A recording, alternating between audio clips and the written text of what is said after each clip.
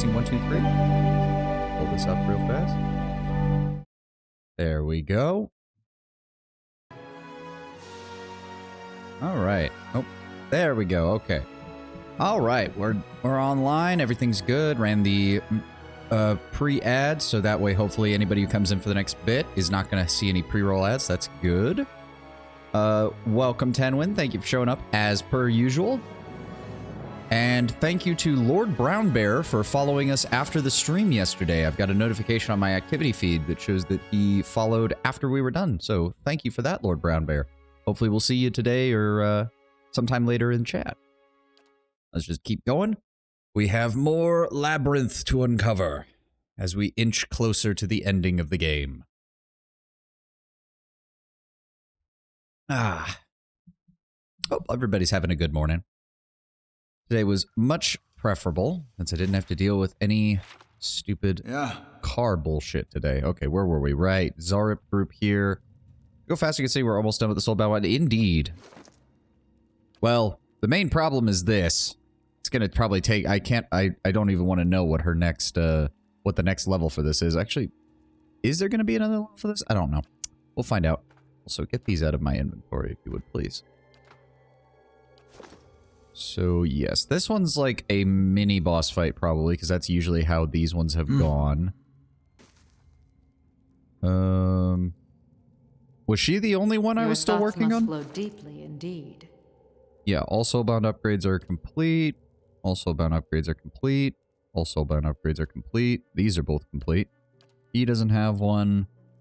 Yeah, Devil's the only one. Okay, okay. Still, this is, from the looks of it, a mini-boss of some kind, so we're probably going to have to use the whole party here. Yep, there's a Drake. That's what I should have... Oh.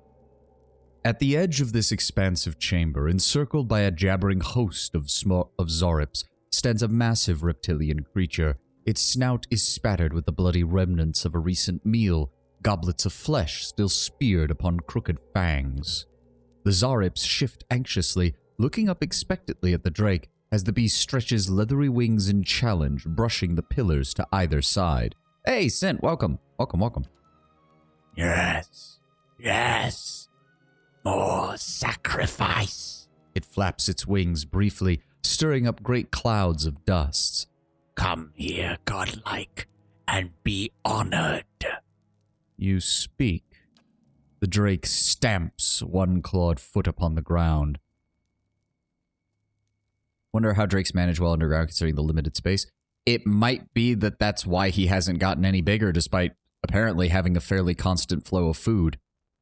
It could be that the limited space is actively preventing the Drake from becoming a dragon. Could be.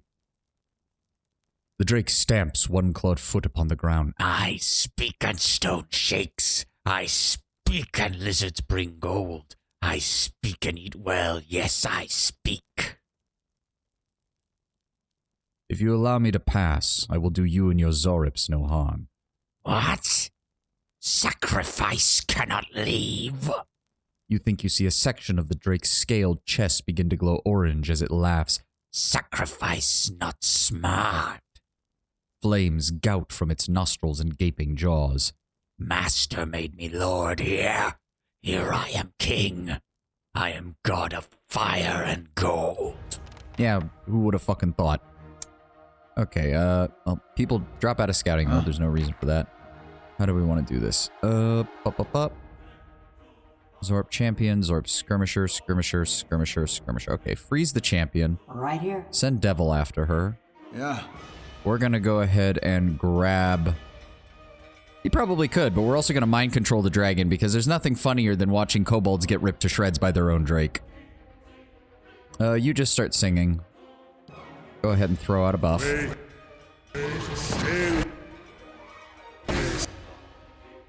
Hey dear, would you mind being a deer and just clearing these guys out for me, would you? And he is dominated for 21 seconds. Very nice. Shed. Nope. Oh. Did Adair just... I think Adair just one-shotted the entire group up there. My mind feels... Like a sea. Okay, I guess we can get some kills in with Devil instead, because the Drake is currently distracting them quite well. Oh, he broke free. Go ahead and just... Thank you. No, Grieving Mother got the kill on that one, damn it. Or, no, go ahead and... You could just freeze her, that'd be great.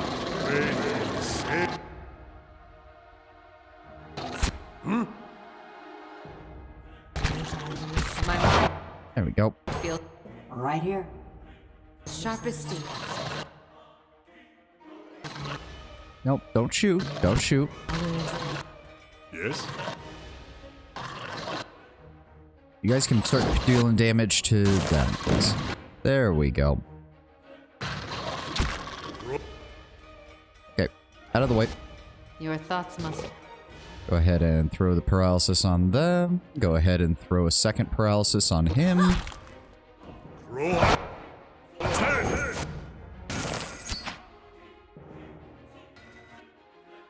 Right here. What? Come on, guys. No, stop trying to shoot. Uh-huh. Okay, apparently I've just got to move them all farther away, for the love of God. She's got this. She's got this. Really? Yes, Devil of Kara killed the Drake. Good, good. For a second, I thought the fucking Grieving Mother got the kill again. There we go. Much better. Anything of value of any kind? Just a bunch of Zarp equipment, some gems, and that's about it. Oh, hello. Ilfan Bringar's Solus. Medium shield, defense when stunned, defense while prone. Ilfan Bringar was not the most adept of soldiers. Rather, he was quite prone to stumbling over his own feet. Well aware of his failings, his family crafted him a shield of exceptional heft and durability, trusting that if he could not rain blows upon his enemies, he might at least prevent them from landing any blows upon him in turn. The shield proved effective in this regard, for Ifran was so thoroughly obscured by the shield that while laying dazed in the mud, that many enemies sought out new targets out of sheer frustration. Okay, take that too. Obviously, it did not do him any good when he came down here, though. That is a ring of protection, plus some of that. Anything we need to check around here? Alright, speed up. Come on, game. Ooh, what's this? Vague shapes of kith are visible in the coal-black ash coating the brickwork. Yeah, not surprised. Not surprised in the least. Ah. Right here. How many did she manage to get out of that? 5. Okay, we've got 10 more that she needs. Or maybe we'll get lucky and we'll run into some people. We must be getting close. I can feel it in my bones. Also, the architecture has changed. Yeah. This doesn't look... It's weird. It doesn't look Engwithan or Glanfathan now. That's strange. Okay. Okay. Okay, Devil, move up. That's a lot of undead. That's a lot of undead. Alright, back it up. Your thoughts must flow deeply indeed. Yep. Actually get this much. Go ahead. It's all good.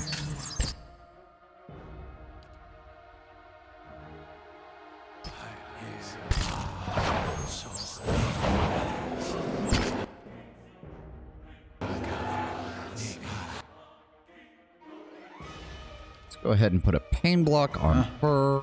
Put paralysis on him.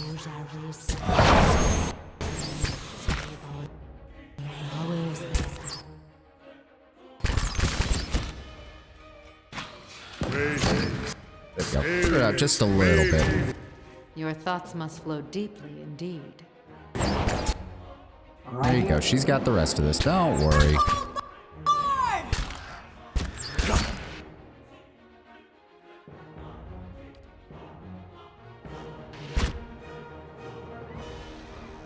Blindness on there. That'll make things easier.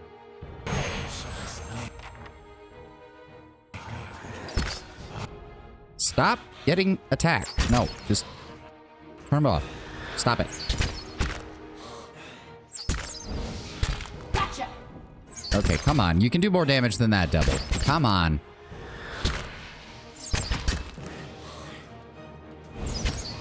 Really? That's fine. Go ahead and freeze him. Okay, go ahead and weaken these guys. Just... There we go.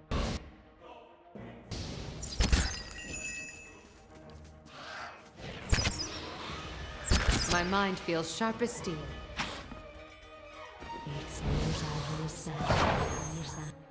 Nope. Let her deal with it. Gotcha. There we go. And wow. Not even fine equipment, just basic fucking equipment. There was one more over here. Yep. Oh, nope, there's more of them. That's fine. Let's just go ahead. Okay, there's a lot of them. Jesus. Go ahead and throw on a pain block on her. And we'll start having some assistance here. There we go.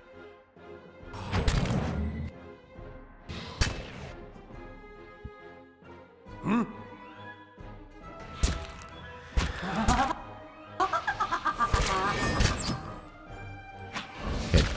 The wizard needs to get dealt with, though. Ow. Okay, deal with the Dargles.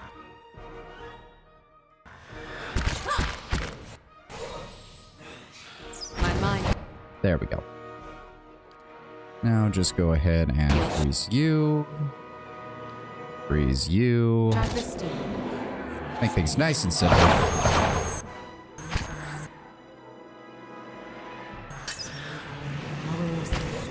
It's okay, we've almost got this. Go ahead and freeze you. Gotcha. Go ahead and freeze you. There we go. Your thoughts must flow deep. Come on, take him down. Come on. Come on, devil, you got this. Thank you. Paralyzed for a little bit longer. Go ahead and grab it again. Thank you. No, stop shooting. Come on. Near death, come on. There we go. Much better. There we go, okay. Kill 3 Caneguilla with Night Shroud. I think those are the Banshees, which I haven't seen any down here, so that's not gonna happen. Or kill 15 enemies with Night Shroud to unlock the next level. A thief from Ixamitil heard of the wealth of Durgan's battery and determined to find the place that she might steal from it. Wait, did I not read the rest of... Oh. Prentice took the glowing stone. You couldn't bring the hammer of the glowing ore into a blade instead he fashioned a mace. Ah. Abilities, 5% chance to cast Finishing Blow, plus 50% damage, and 50% additional damage by percentage of endurance lost on hit or critical hit. Oh, so that's amazing for rogues. Interesting that it can be bound only to rogues or priests. I wonder what the priest version gets. Determined the place that she might steal. She fell in love with she fell in with a traveling merchant company and followed them to the battery, learning that the wealth of the doors lay in arms and armor. She snuck into the armory one night, determined to take a few pieces to sell. Yet she heard guards in the hall and realized she'd been discovered, so she grabbed the first weapon she saw, a mace with a glowing head. She bludgeoned the first guard who came looking for her, and as he stumbled around blinded and lost, she made her escape. So useful was the mace that she used it for decades before finally selling it.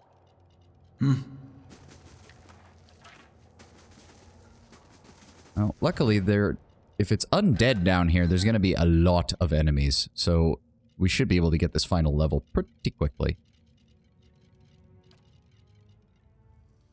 Yep. Okay. Yep, send you in. Mother, go ahead and freeze him. Then I'll go ahead and cast Pain Block, just in case. Oh, there's only 2 of them. Oh, 3. Never mind. There we go. Shoot the Gargle. There we go. Going to grab you. Come on. There we go. Yeah, the Dargles actually have a decent amount of HP, so I'm not too afraid of her taking some pot shots at them. There we go. That'll make things nice and easy. Come on. Finish him off. There we go. So that was what, 3? So that means we've got 12 more. Oh, okay. Right here. Freeze. Spell chance barbs of condemnation. 50% chance to cast barbs on hit or critical hit. Decreasing deflection, fortitude, reflex, and will for 20 to 30 damage on all defenses. That's actually pretty good. If you're doing a melee priest, that would be pretty good. Right here.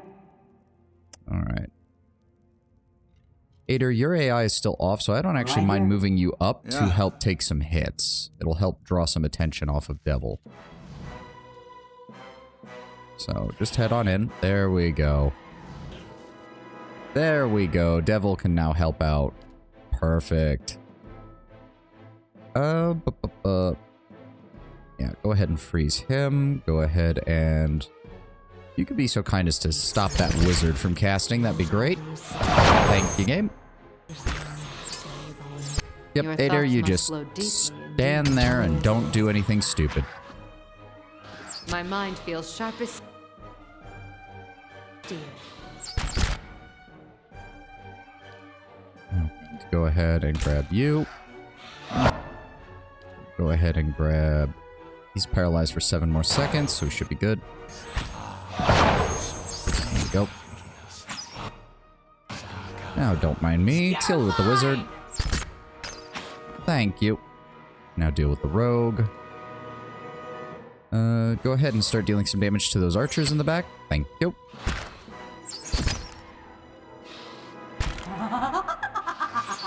There we go.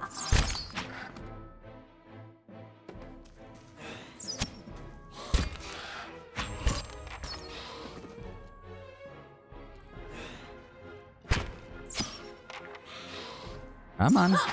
There we go. Yep, she's reloading. There we go. That should have been what? Oh, yeah, we only need 5 more. And then we'll be done with this bullshit. And then I can just start steamrolling my way through this place. There we go. Trap disarm. Aha! The Overseer Seal appears to be within an origin form of a circular piece of white odra shaped around a peridot gem. On the back is an engraving of what appears to be a hammer. Interesting. Base above the alcove is carved with some hieroglyphics. Okay, nothing else there.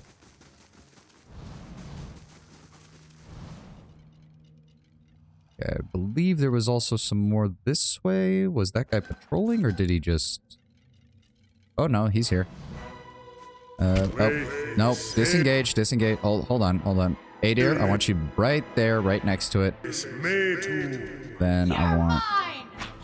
There we go. And Grieving Mother, if you'd be so kind. Go ahead and just paralyze him. Thank you. No. My mind Shoot the ones in the back. feels sharp as steel.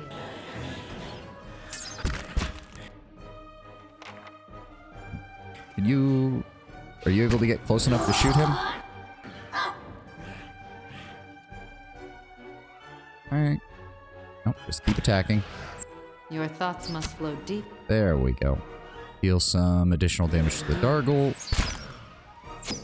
There we go. Some additional damage on that one. You know what? Where is that? Go ahead and cast that. And cast that.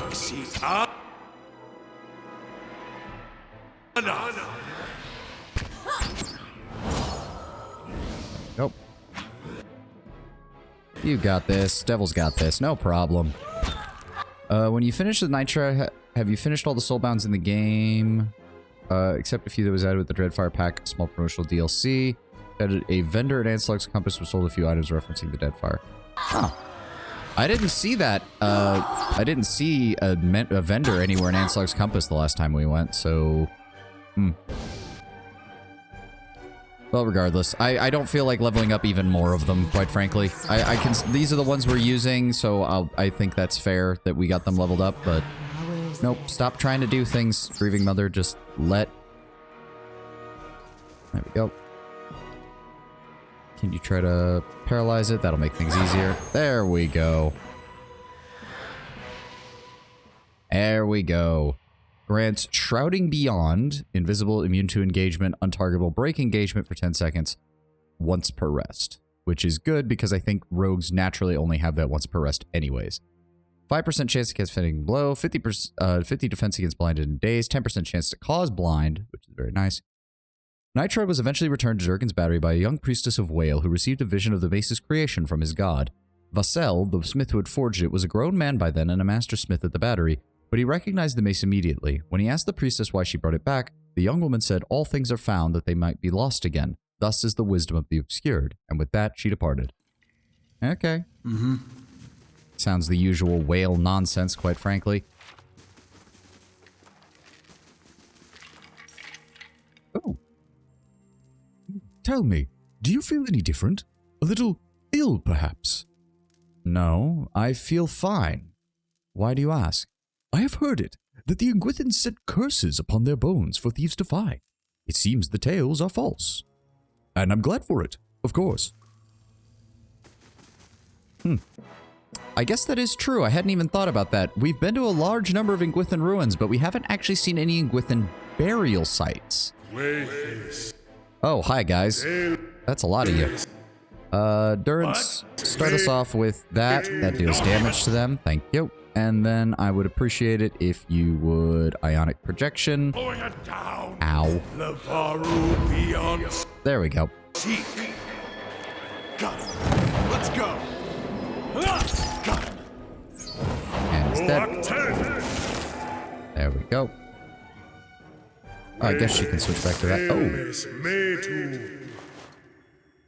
Yep, here's Merrick. This piece of parchment is barely legible, having been held tightly in a bloody fist. The one clear portion of it that still is legible reads, Find the remaining 2 seals. As long as we leave afterwards, as Merrick promised. Get the book and the final seal from the 4th floor, and run the rest of the way out of here. We'll find some new band of fools willing to take on the endless paths. Sell them the keys to the deeper vaults. Let them have all the glory. Meanwhile, retire and live a long and quiet life. Somewhere warm, I hope. Somewhere far away from here. Yeah, I think we see how well that all worked out for you. Hold that thought, Lost Spirit. We've still got a couple of spots. I forgot about the area down here we need to check out first. Oh, hi. Goodbye. Oh, you're right. That would probably be a good idea. Oh, hi. Not even slowing. I shouldn't have to do too much here. Just like Mama taught you.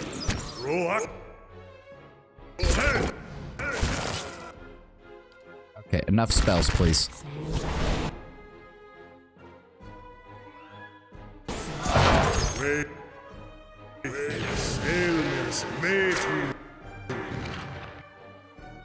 Alright, take the wizard.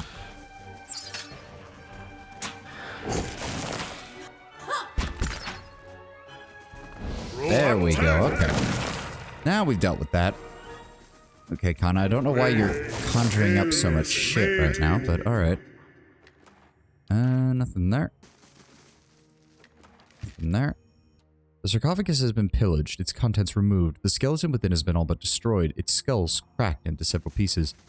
A pity. These things ought to be preserved somewhere. A library, perhaps, or... Really? They got that close to saying it belongs in a museum, but they didn't actually say it? I almost feel like I was being fucking cock-blocked there. If you're gonna do an Indiana Jones reference, just do an Indiana Jones reference.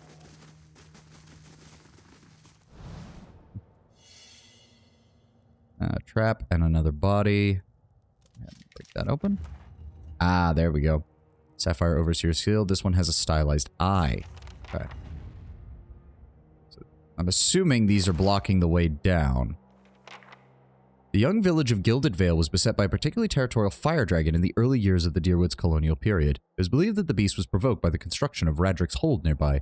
The first Lord Radrick cemented that his popularity and that of his house when he gathered a dozen of his finest soldiers and slew the dragon himself. because you gave him only summoning spells. I don't care. As long as his abilities work at this point. Hirbel, the master armorsmith of House Radric, forged this armor from the beast's scales, and Lord Radric II famously wore it during the War of Defiance. Despite the armor's exceptional durability, the many scars and scratches testify to its use that it saw during war. The tree engraved on the cuirass commemorates House Gathbin, which presided over the then earldom of Yenwood. That Lord Radric went to battle against the Earl's forces when the Earl remained loyal to Aedir was a source of great irony. Ah, interesting. 10% of all crits converted to hits, 3 damage reduction to pierce, and regular fine damage reduction. I mean, it's a medium armor. It's another medium armor, I should say. Do not believe we will ever leave this place. I wonder if Merrick even still does. It's just the 2 of us now. As it was when this all began. The longer we're down here, the more certain I am that that's how it'll end, too. We barely escaped the Drake. I cannot help but think it must simply not have been hungry at the time. I would call us lucky, but we have to pass it again on the way back up. I found Andrus. I don't think he was alive for long after that fall, but he made use of the time. The entire pool reeked of Mokka's tears. The crooked bastard always did love his poisons. So he poisoned their sacrificial well, and that's what got the kobolds sick. Oh, that's kind of cool. And it probably made the Drake sick, too. All right. Points for going out with spite, I guess. Oh, that was a dead end, right? Yes, okay. Back to the main door.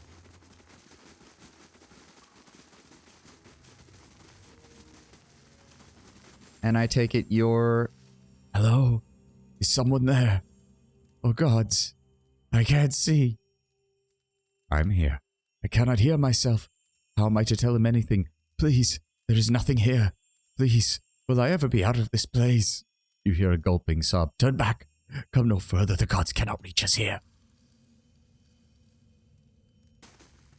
Well, this is probably going to go horribly.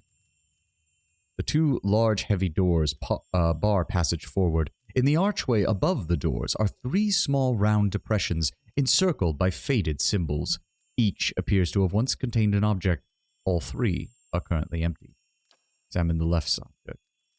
The center of the left depression is a stylized image of an eye. Okay, hold on. The peridot seal was the hammer, so that's the right socket, right? Yes. There we go. And then the middle socket was a sword, which was the bloodstone. And then the left socket was the saph. Would have to be the last one. You brace yourself to open the doors, only to find that they open readily under your hands. With a great groan and a gust of wind, the path forward is now revealed. Yeah. Well done. We're farther in than anyone else has managed. Let's keep going. If secrets whisper here, I shall listen for them. Finished.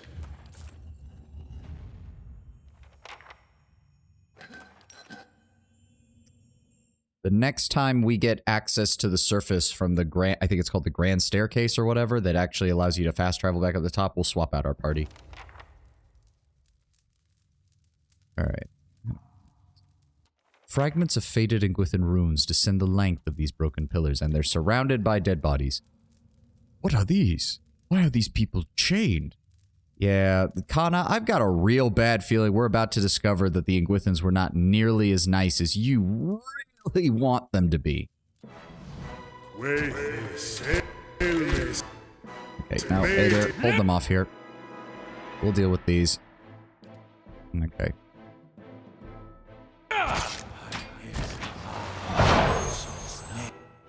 Right here. Got him. Just like Mom. Oh, immune to slash damage. God damn it. Alright, switch to that. Shoot.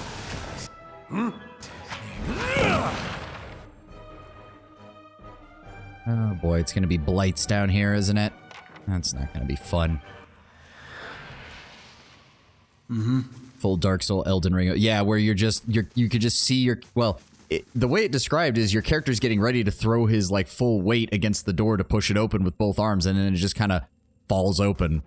Probably lucky we didn't land on our ass. Go. Oh. Yeah, there's more of them. Let's go. There's a lot of them. This one repels my touch. Okay, that's fine, Grieving Mother. Just keep Right here. him from doing shit.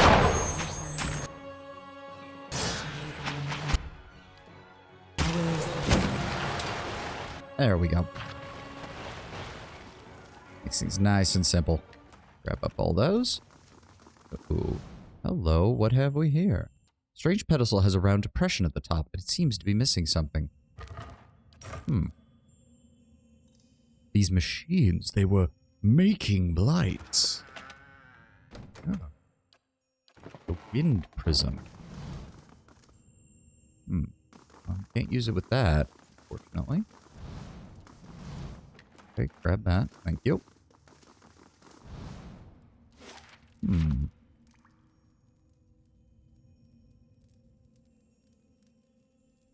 Nah, even that always seems to have more effort. I kind of took it as an almost comedic, like we go to push the door open and we almost fall through it because of how easy it is to open once it's properly... Oh. Hello. Grieving Mother, if you could go ahead and target the ghosts. Why are you all still in stealth mode? Drop out of it. Okay, that's a lot of dudes. Alright, deal with them. That is a lot of fucking dudes. Holy shit. Your thoughts must flow deeply. There we go. There we go. Focus fire. Focus fire.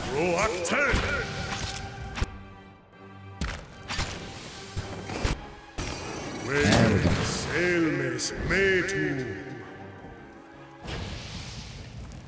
There we go. Oh. Golden obols. See, I would almost imagine we'd find Ingwithan coins down here by this point, or something. Rain pedestal around depression. Okay. Still begs the question, what in the hell? Ooh, wind blades and shades. Okay, the shades aren't going to be much of a problem. Drop out of stealth. I keep telling you to drop out of stealth and you won't. Alright, where is he?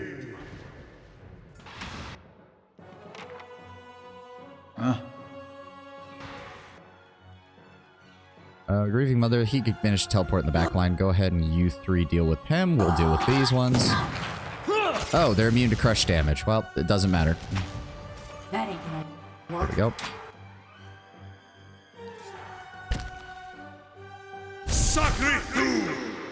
There we go.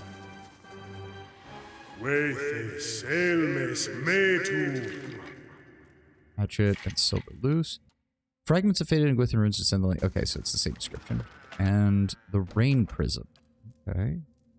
As well as an old copper key.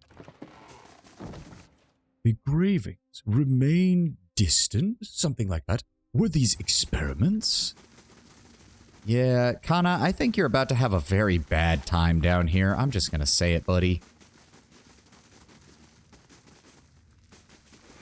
Ooh. What did he say before he disappeared? Beware, traveler, greater souls than yours walk here. Okay. Oh, animats. Was wondering when we were gonna find these. Okay, there's a lot of them. Yeah. Okay, okay. Shit. Alright. Hey there, get there. What? Okay, we need to actually... Okay. Focus up. Focus up. Okay, we got buffs. Let's go. He's immune to crush trap. Go, God, go for the Adrigan. Go for the Adrigan. Go for the Adrigan. Go for the... Please stop the Adrigan. And I'm already gonna die, aren't I? Why am I... Alright, where's the damage coming from, game? Where's the damage come from? Where's the damage coming from? I ain't seeing no damage on my character, so where did the 200 plus fucking damage come from?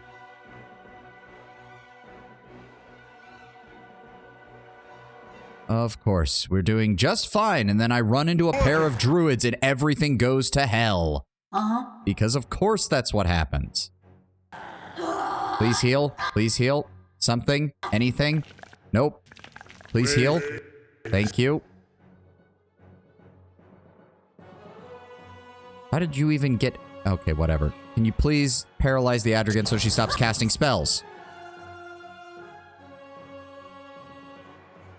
Go ahead and give me that. Yeah. I don't suppose I did keep a potion on. And I'm petrified, of course. And I'm getting electrocuted constantly. That's just great. Thanks, game. Uh-huh. Devil is just taking damage out the wazoo. Can I please be unpetrified? Please, so I stop taking extra damage. Go ahead and knock her prone. And Mother is down. God, and he's stunned. And is there a reason you haven't summoned anything?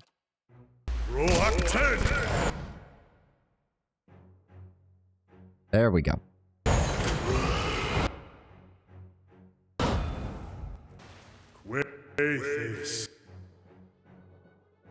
Can we please enough with the fucking Adra animate, please. Deal with them. There we go.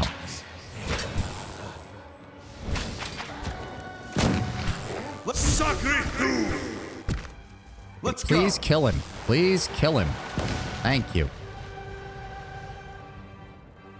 Alright, that went fucking poorly. That went very fucking poorly.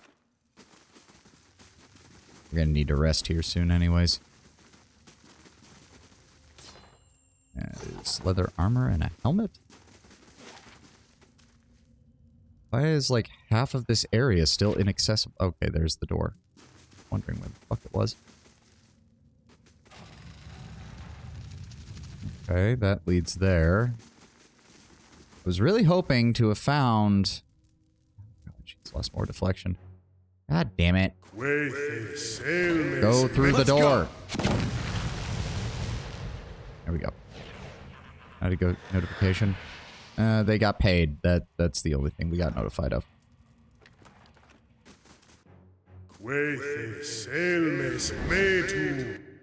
Alright, start engaging. And they're immune to crush damage. Of course they are. Mama taught me.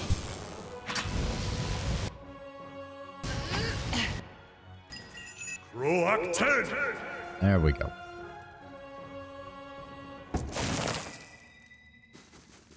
Okay, and there's more of them. Jesus Christ.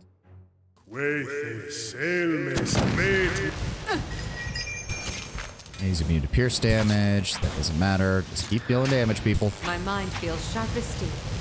We've got a nice spread of damage types, so even if one person's stuff is immune, another person is able to deal damage. God, there's a lot of this place.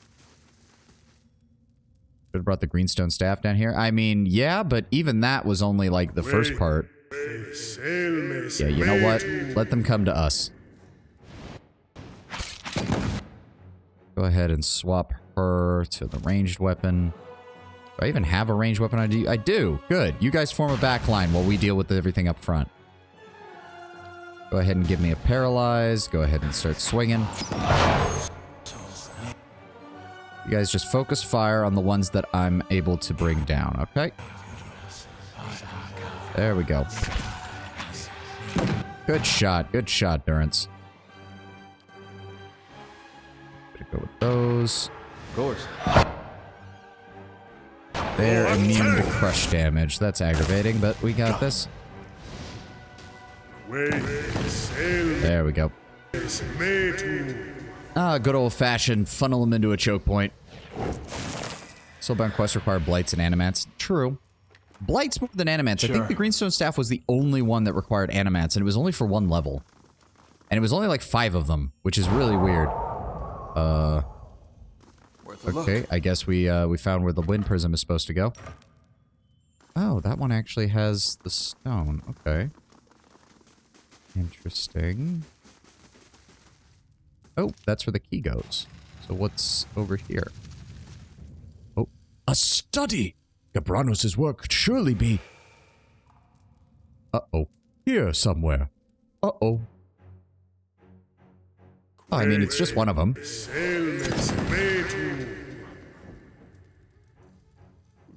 was Gabranos. This was the great scholar I was looking for.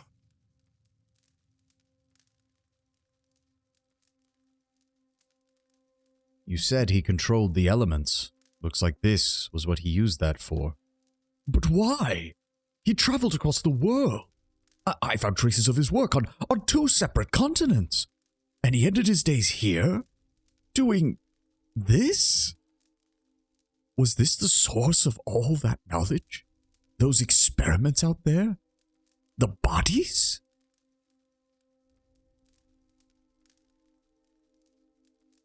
He was one man, Kana. That doesn't mean you were wrong about everything. Let's keep looking. Maybe, but I was wrong about him. For certain. I took him for an inspiration. I wanted to... Never mind. Kana sighs. Let's find the tablet. Please. And get out of here. Oh, my poor boy is already having a breakdown. Earth Prism. Yeah, I have some very bad news regarding exploration of soul. Let's see what lies I can. this- Oh, This can't be it. But the symbols. No. I was so close. Look, you can see, there's his name. And these symbols. Virtue. Gods, the rest is too worn away. There must be something, a verse, even a word. Be like unto the waves, be wrathful as the sea, anything. Is there really nothing? Not even to explain this? Anna looks about the room, his shoulders slump. He bends over the shattered fragments, pulling the largest of them together. Removing a rolled piece of paper and a stick of charcoal from his pockets, he sits about forlornly making a few rubbings.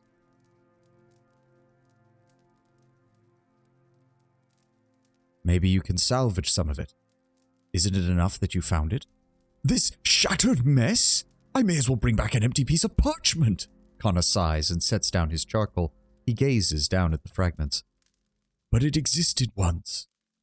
It was here. It was whole. He runs his fingers over the shattered stone. Maybe you're right.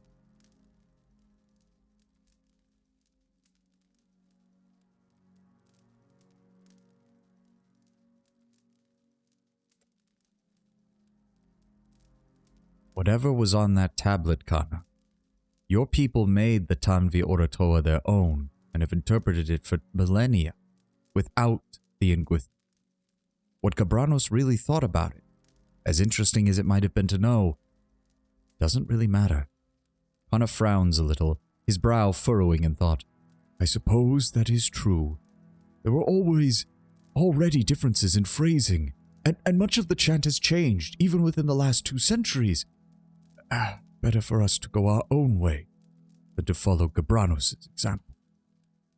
But that does little to ease my people's conflicts. Kana gets back upon his feet. I will be glad to be out of this place. I think I could use some air. Let's see what we got. I have some very bad news regarding exploration of souls physics. I think that's actually kind of interesting because if you, throughout the adventure when we have had Kana has never really made a comment on animancy, despite being a scholar of the Ingwithans.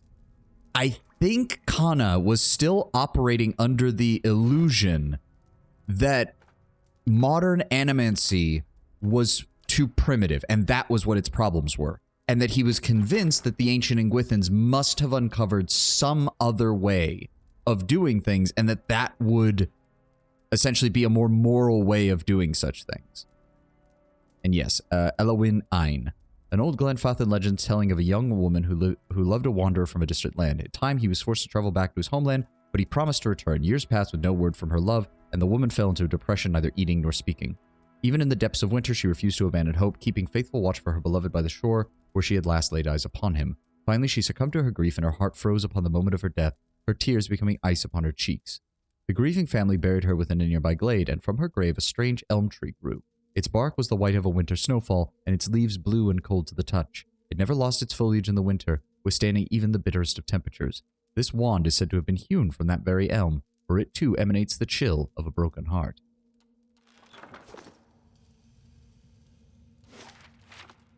Oh boy, there's more of these fucking things. Yeah.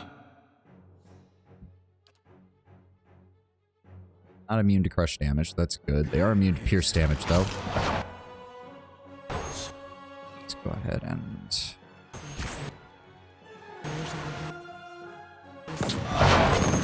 There we go.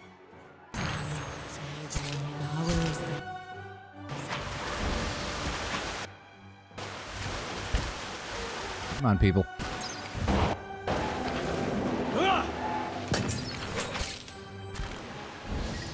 Roak 10.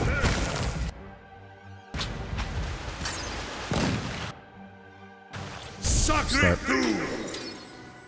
Let's go. Come on, finish him off. There we go. You were talking about your theory about Kana's perspective. Again, I've just noticed that Kana, his main concerns seem to be political, but animancy is infused into the story of this game. So Let's see what we got. I think each character's position on it and how soul magic is used is a very interesting perspective. We know that soul magic was central to the Ingwithans, like beyond central, like nearly their entire society, near as we can tell, was built around the principles of the soul magics and using souls and essence for power.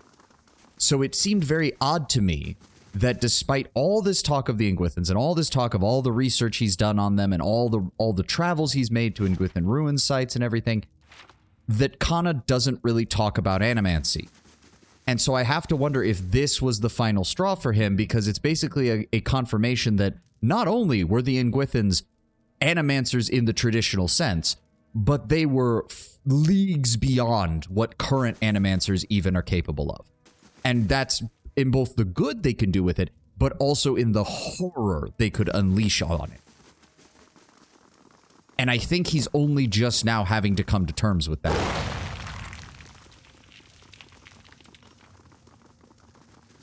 Which, if I'm correct about how the Tanvi Oratora and other such things were used to control other races as slaves, and how they treated the Glenfathans as well, that would lead me to believe also... How are we still missing one of these things? Wait a second. I thought we found all of them. No, we're missing the fire one. Where's the fire one? Must have missed one. Yeah. What the fuck? God damn it. I'm gonna have to move through with fucking in stealth mode to find this damn thing, aren't I? God damn it. Hold on.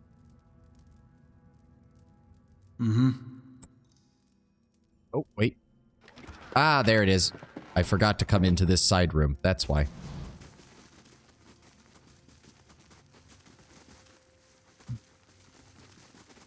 But yeah, I think that this just plays into Kana's naivete. I'll be honest, it is very much naivete, but I'm trying not to sound too harsh on the guy. He really is trying to do this for the betterment of his people. And he really honestly believed that he was on the trail of essentially primeval knowledge, primordial knowledge, the truth of a matter, by being able to find the original translation of his people's works.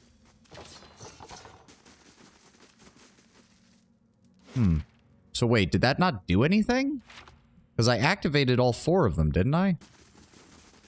Didn't seem to actually do anything. Because the door was already open. Yeah, no, that's on. That one I know. All 3 of these I know are on. That one's on. Huh. Weird.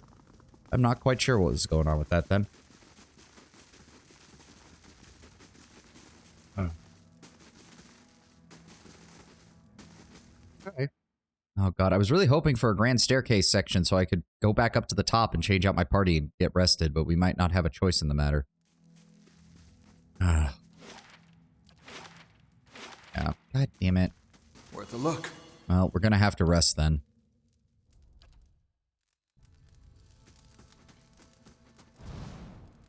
Okay, this is interesting. This is Ingwithan Ruin architecture, but it's looking a lot more... I don't know, put together, for lack of a better term? I'll get it open. Oh, hi, guys. Oh, hi, a vampire. You must be not happy down here, given that you'd have almost nothing to feed on. There we go. Go ahead and knock you on your ass, if you would, please. Go ahead and paralyze that asshole. Thirds, if you'd be so kind, move up and just use the Holy Radiance. Thank you.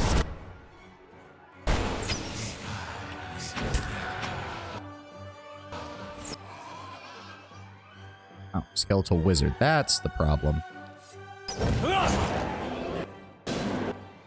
Right here. Nope. Following After your lead. Roak There we go. Simple idea was that it's kills the gator bite that was by the animate by the door. Oh, okay. Right. So that would have been nice to do before we did all of that. How is a skeleton casting spells if it can't speak? I mean, clattering its bones. To be fair, I don't think they've ever clarified if you actually need to chant anything. I mean, chanters need to chant. Obviously, their magic is implicitly tied to the magic of the music that they make. But actually, I don't think this universe has explicitly stated that you have to say spells when you're using them. So it could just be that it's able to cast it anyways. Also, welcome, Lord Brownbear. I gave you a quick shout out at the beginning of the stream when I saw that you'd followed me after stream yesterday. So thank you for showing up. Thank you, thank you. Is this more vampires? Yes, it's more undead. Lots of undead. Okay, that's a vampire. That's a skeletal wizard. Okay. Oh, they're mind controlling people. That's not good. That's not good. Alright, send her over there. Nope, just keep going. Go after him. How long is he charmed for? 7 seconds. Ouch. That's not good. Alright, vampire's frozen. Deal with the wizard. There we go. Nope. Just ignore my character. We'll deal with these guys. Oh, dear God. There we go. Alright. Team up on the vampire. Kill him. One repels me. Right here. Come on. Go around. There we go. Go ahead and paralyze you. You two keep shooting these guys. Yeah, no, you don't get a chance to run away, buddy. Thank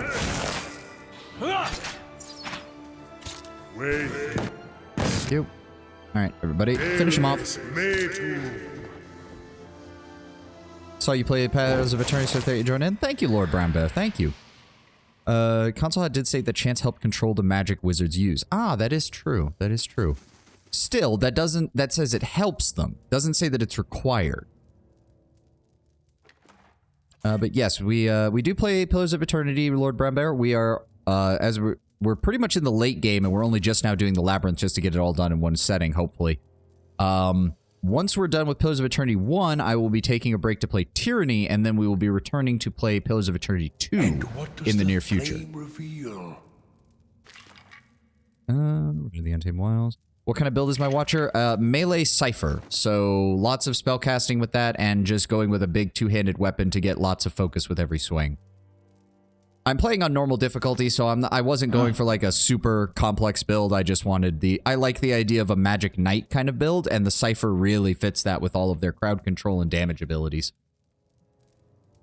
I mean, just I think I've been spamming Mental Binding nonstop since the beginning of the game. Like, this is one of the most useful spells in the game, and it costs only 20 focus to use. It's so goddamn useful, just paralyzing enemies. I'd honestly say it's even more useful than dominating them most of the time, because dominate has such a high chance of failing or only working for a few seconds, whereas paralyzing, I can usually get 10 to 15 seconds solidly on every single cast. Yeah, another skeletal wizard. Wizard's not the problem, it's the vampires that's the problem. Okay, is it just one vampire? It does look like it's just one vampire. Okay. So could we please... From ambient essence in the air, due to being ambient weak, they require the grimoires and chants to focus magic into something useful. One thing I like about Pew's difficulty is that normal also means canon. You'll notice a little inconsistency with how people talk about the world if you put it on hard. Yeah, that's, to be fair, that's how a lot of games seem to function. Please, there we go. Okay, we paralyzed him. Go for them. Go for the wizard. Wait, how is Kana in the front? Kana, why are you in the front? Get over here and help fight the vampire. Get over here, help fight the Dargle. Durance, if you could move up, please. Go ahead and give me the AoE. Oh, is she back up and running? She's back up and running. Can we please paralyze her again? Thank you. Alrighty. That's the hard one dealt with. Let's go.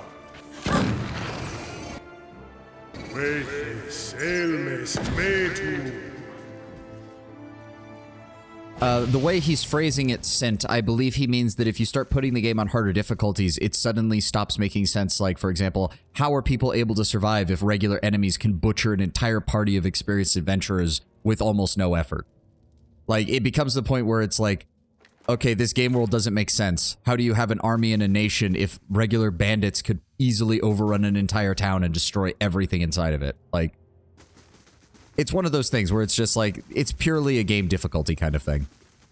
It's kind of like how, if I remember correctly, Bungie stated back in the days of Halo 3 that heroic difficulty was the canon difficulty. Heroic difficulty was the difficulty that Master Chief has in universe.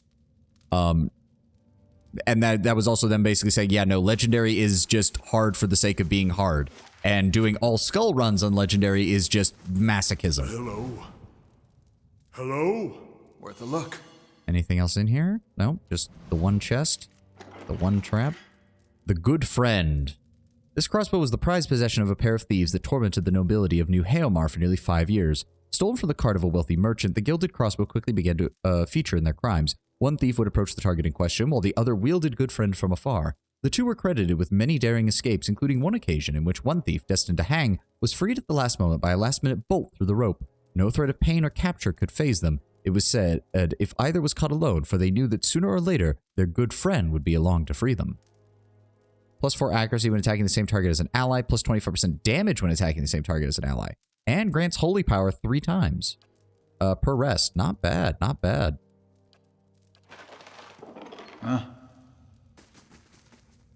But if you put it on hard, there are 2 bears and it's... Oh, that too. Yeah, I could see that happening as well, where it just straight up is like it's not accounted for in the quest log. That would actually kind of make sense. But back to Tenwin's point about magic, I would also imagine that since if magic for wizards is formed from ambient essence in the air being weak, skeletal undead wizards might not have that problem because the essence is bound directly into their being and is probably in a much greater concentration than would be in the air around them. Now, that does mean that a undead wizard would probably be essentially slowly destroying itself every time it casts spells if it doesn't have some means of acquiring additional essence for itself. Though, given that they're undead, that probably involves killing and then eating or absorbing power from the people that they kill. I would imagine, at least. These ornate stone coffins are lined with Adra. Peculiar runes encircle the jeweled sphere at the center of the lid. Skeletal fighters, Dargles... any vampires, or is it all skeletal wizard? One vampire. Okay, that's a problem. And he charmed us. God fucking damn it. Alright, ignore him. Ignore him. Just focus on this shit. Grieving Mother, can you please... Please? Thank you. Get him, please. Nope, disengage. Go for the vampire. Take him down. There we go. My mind nope. feels sharp. Go after the wizard. There we go. Go after the vampire.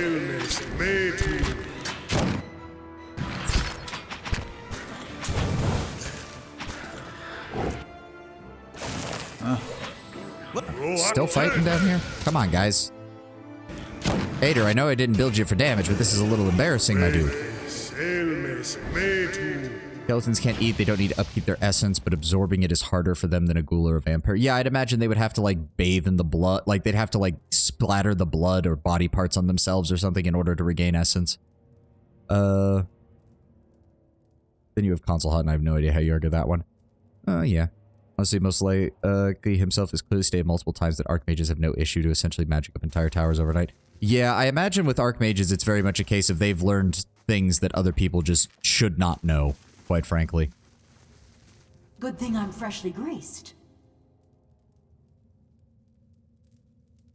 And yes, Console Hut's interior design was one of the better areas for how small it was, and I do appreciate the massive stacks of books that he had.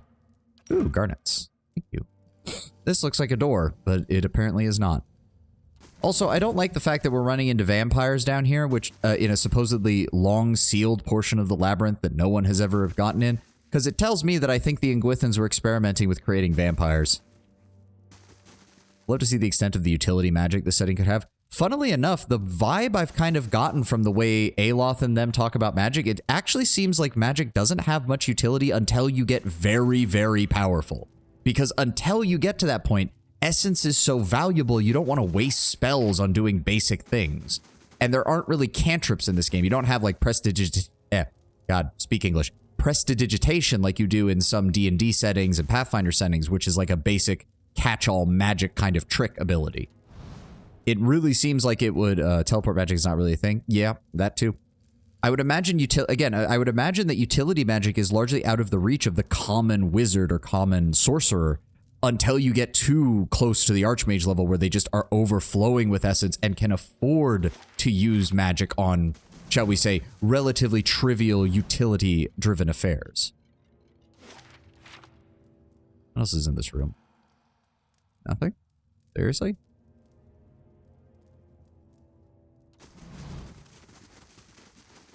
Like, I can't imagine Consul Hot in his lich body climbing up one of those ladders to go retrieve a book. I imagine he just floats up there, or just telekinesis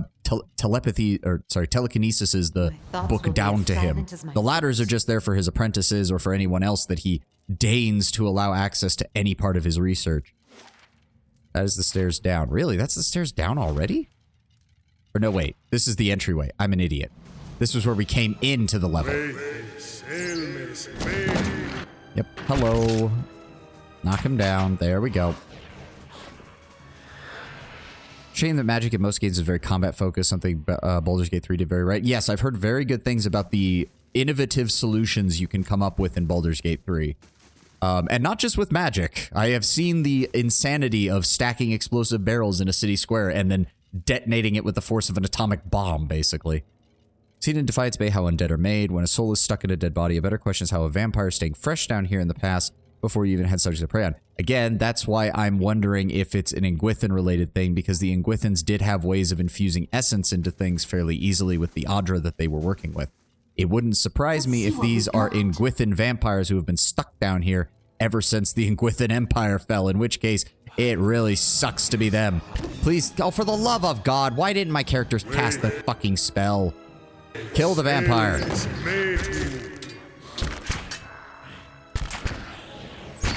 Kill the vampire. Please kill the vampire. Ugh. Almost. Durance, move up, please. Thank you.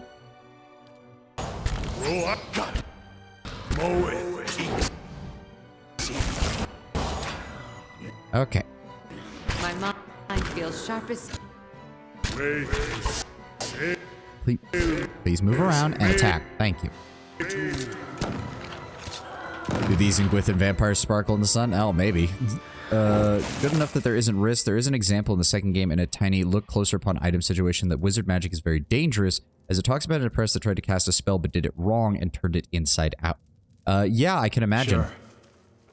Because I would imagine, given the fact that wizard magic is just the ambient essence of the world, but essence is soul magic, if you do it wrong, you potentially bind the essence to your own soul, and then anything that you were trying to use with that essence instead happens to you. Very much a rebound effect, where if you fuck it up, it's going to fuck up badly. Sea, which is not very quiet. Oh, hi. And beetles. That's a big beetle. No, no, no. Do not let them cast spells. Do not let them cast spells. Fuck you.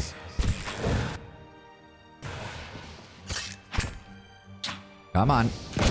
There we go. Well, it is in Pillars is a low fantasy setting overall, though less so than D&D. I mean, the verbose wizard magic isn't truly casual enough to use in everyday events when you can do it yourself. Yeah, again, it does seem like in Pillars, magic was very much something that, because of the nature of essence and soul energy, yes, magic could be very powerful, but using it in everyday occurrences is not something they really care for. Now, the Ingwithans do seem to have been the exception, but again, they seem to have been perfectly willing to essentially harvest essence from, well, let's be very honest, they probably had mass armies of slaves that they were harvesting it from en masse to create whatever it is they wished. So, you know, not exactly the best example. The Ingwithans are basically every warning about animancy in the modern part of the Pillar setting come to life. Laying low. Jesus Christ, is that another giant Adra hand? Nope. made to. Nope, just deal with them. We got this. Guys, why are we... Can we please kill these things? Thank you. Wanted to use your soul to fuel a spell? Yep. Roll up 10. Like, I don't think it's all of them, because Lengrath definitely seemed to be against Console Hot, at least in terms of most of their things. So I don't think all the Archmages are that crazy for Soul Essence, but still.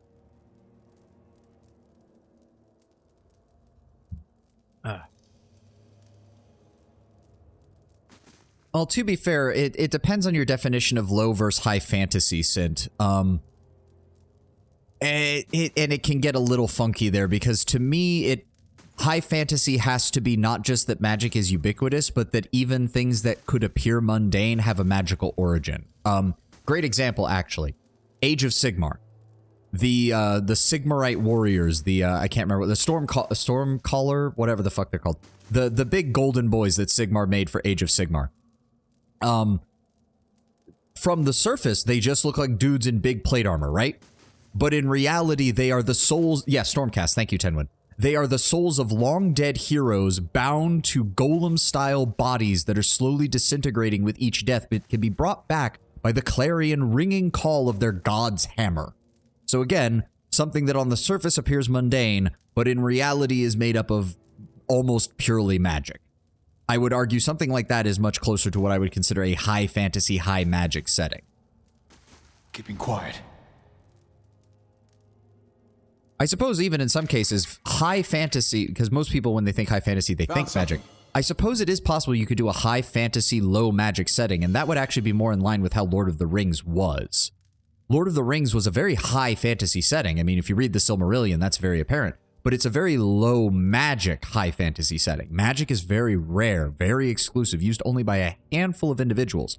That said, those few individuals who use it can occasionally do things like, you know, sink a continent. Finished. Yeah, and I did not fight Lengrath, Lord Brownbear. I took one look at Giant Archmage with 2 dragons and said, fuck that. And also, Lengrath was the first Archmage, or really the first mage of any real significance in this game, who didn't immediately try to kill me. So, you know, we actually hashed things out, and I didn't feel the need to kill the person who was actually willing to negotiate. Unlike pretty much everybody else in that DLC. To say nothing of the bitching I gave Andra last time.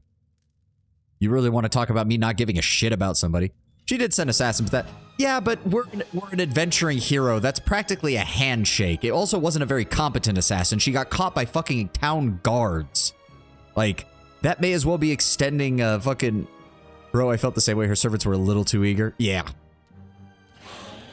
To be fair, I'm not even surprised, because it wouldn't surprise me if you're used... Why do they always target me?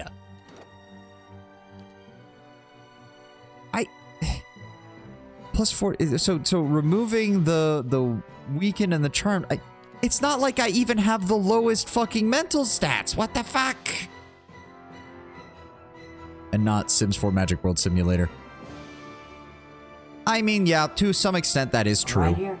You're never gonna get away from that simply because of the nature of the medium.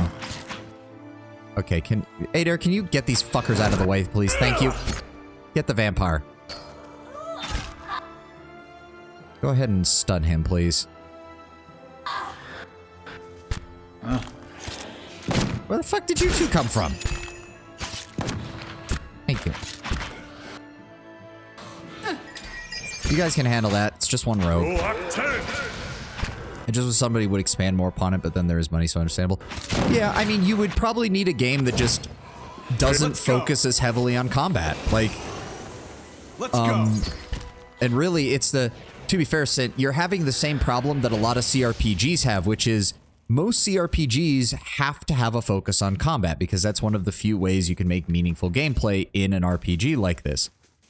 But in a tabletop RPG, I've done tabletop RPGs where I've gone well, maybe not multiple sessions, that's usually a long time, but at least full sessions where there was no combat, and it was just dice rolling for social situations, negotiations, role-playing moments. You can have that in a tabletop game, but it's much, much harder to put that into a computer role-playing game.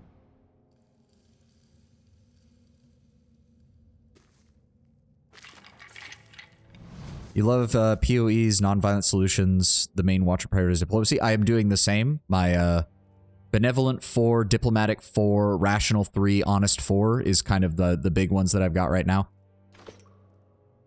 Yeah, no spoilers, please, Brown Bear. No spoilers, please. That is in the rules. Please, no spoilers. But yes, we will see how things go in the sequel.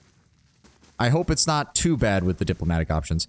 When did you get aggressive to 1? I don't even remember. I think it was a long time ago. Because I know there was at least 1 or 2 aggressive options that we took a long time ago. Oh, this leads back into that room. I'm an idiot. Where do we go next?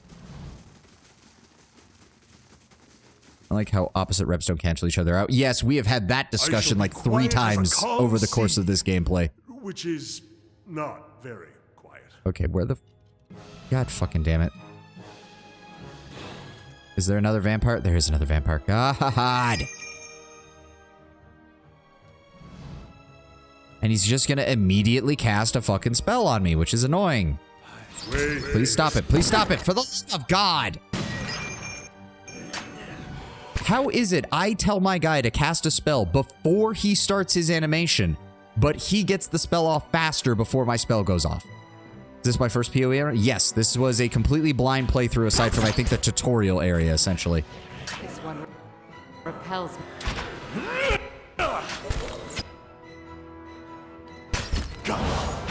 I have them! Gotcha!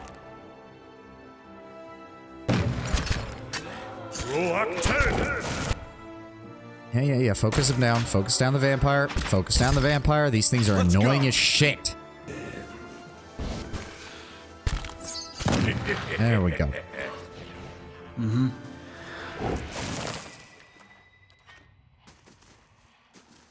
Okay. Oh, that's another one of those soul engines that we've seen from... The runes and engraving upon this familiar machine are unnaturally well preserved. The machine itself, however, remains inert and lifeless. Got it. Finished. And that is scale armor, floppy hat, and camping supplies. Okay. They shall see nothing while I see much. Yeah, more Ingwithan runes with these things, and I'm not happy it's out seeing those. Still, it's deactivated, which does mean that the lead-in key were never able to get down here to turn this one on. Light. That does tell us some interesting things about this area. Ourselves.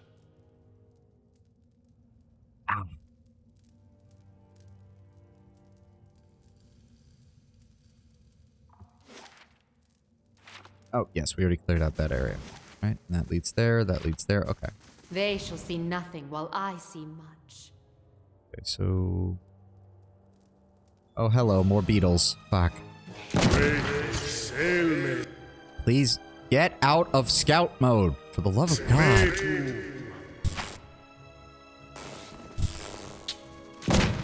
There we go. There we go. Come on. Come on. There we go. Ow. Okay. Shit takes a lot of damage.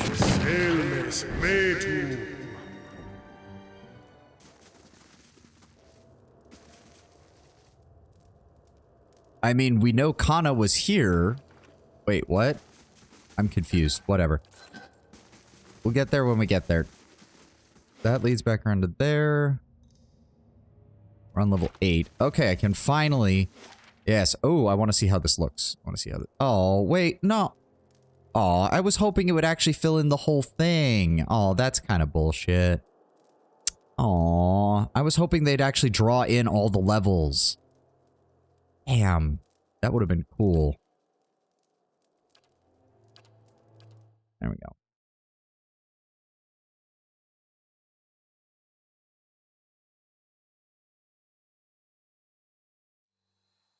This No, I did not place, jump in the hole. as beautiful as it can be with Yeah. the absence of children.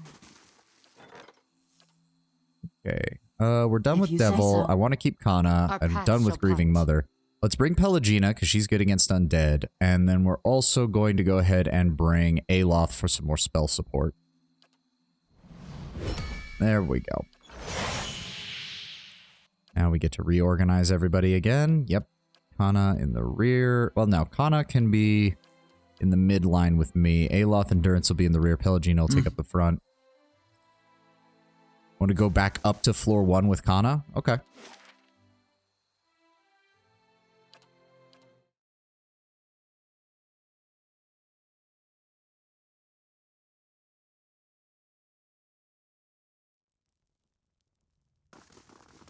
I'm assuming we go back over to the stairs? Question mark?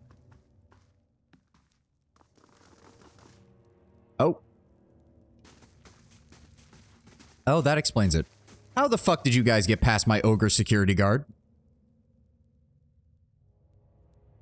Hold there. A robed man stands in the doorway, his gaze moving between you and Kanarua. Oh, not this again! Now of all times! Kana gnashes his teeth together, his face darkening with fury. Another robed figure, a woman, looks at you. So this is the Watcher. You made this very convenient, running to ground in the same place. Aloth's eyes burn as he reaches for his wand. Be careful. Our hunting parties have joined, and we have the advantage of numbers. Make this easy on yourself and surrender, and we shall end it quickly. How in the hell did you get into my fortress? We seek the company of shadows, that our labors may remain secret. Kill them all. I mean, alright, whatever. Just be dumbass is fine, sure. Thank you.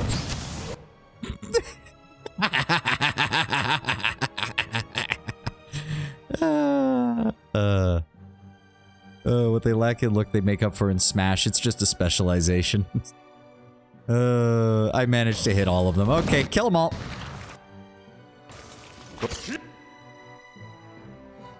Ayla, if you could be so kind, just give me a lightning bolt. Oh, really? If it kills them, it doesn't bounce? That's stupid. That's incredibly stupid.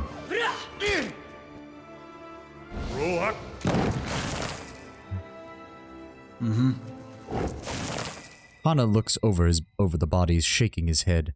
What a waste! He turns to you. I don't see why they bothered. What harm can a broken tablet do, or any artifact?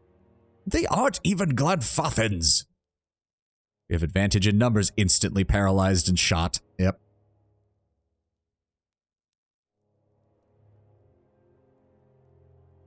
I don't think they were here for the tablet, Kana. I think you're right. They never even asked us what we found. It seems to be the ruins themselves they take issue with us exploring, enough to hound me from Adir, Ixamitil, and the Deerwood. I suppose that just means you're on the right path. But that's the thing! There was no book of virtues, no message of peace, no answers. I was wrong. He frowns.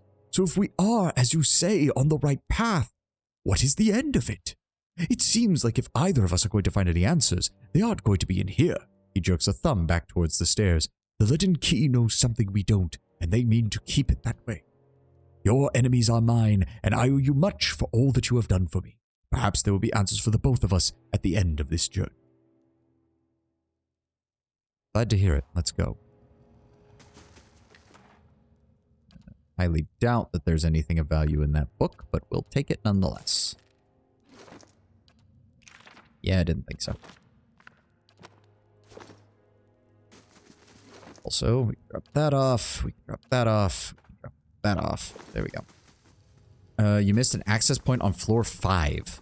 I want to see the whole map then. Oh wait, no, that just leads up. I can't go anywhere from up. God damn it. So I have to... Ugh. Okay, no, wait, hold on. We can access the fast travel from in here.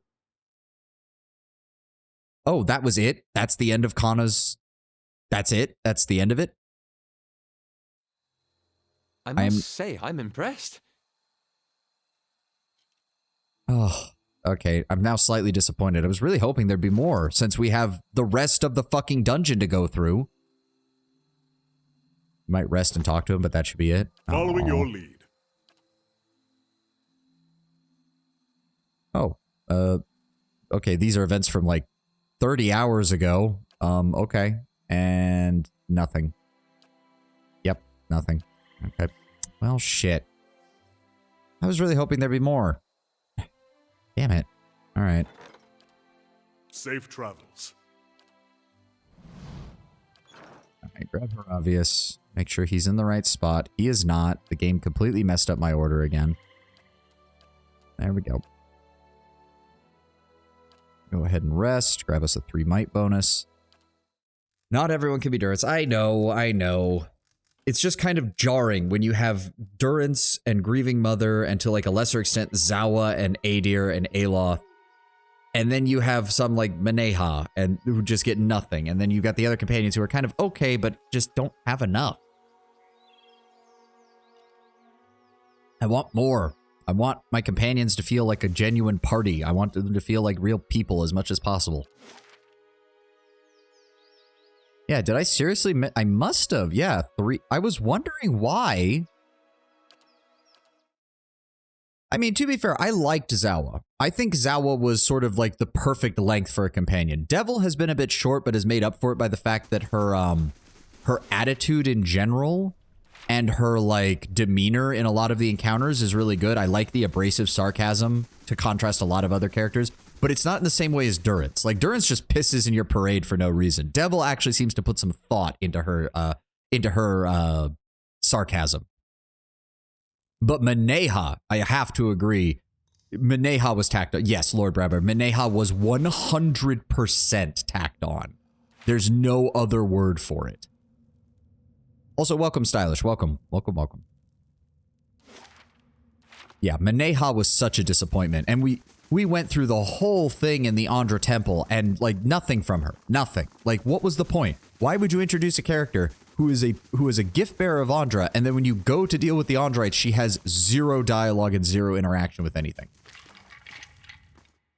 Durance seems to think he's helping you by being a shitter to you all the time. He'll call you a slur if you're at all and call it a trial. Yeah. I have been informed of that. I don't mind people telling me things when I'm what is the word I'm looking for? Wait, what the fuck? How did I miss this? I walked past it. There we go. Okay, now we can go back down to level 8. Yeah.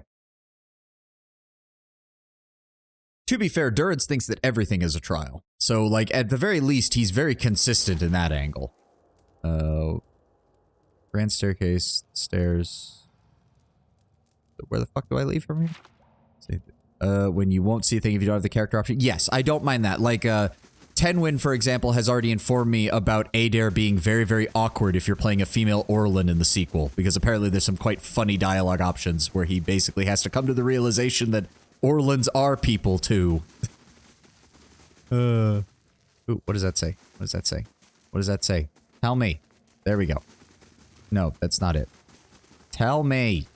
Oh, that's a path. Oh, that's a path. Okay, I missed that.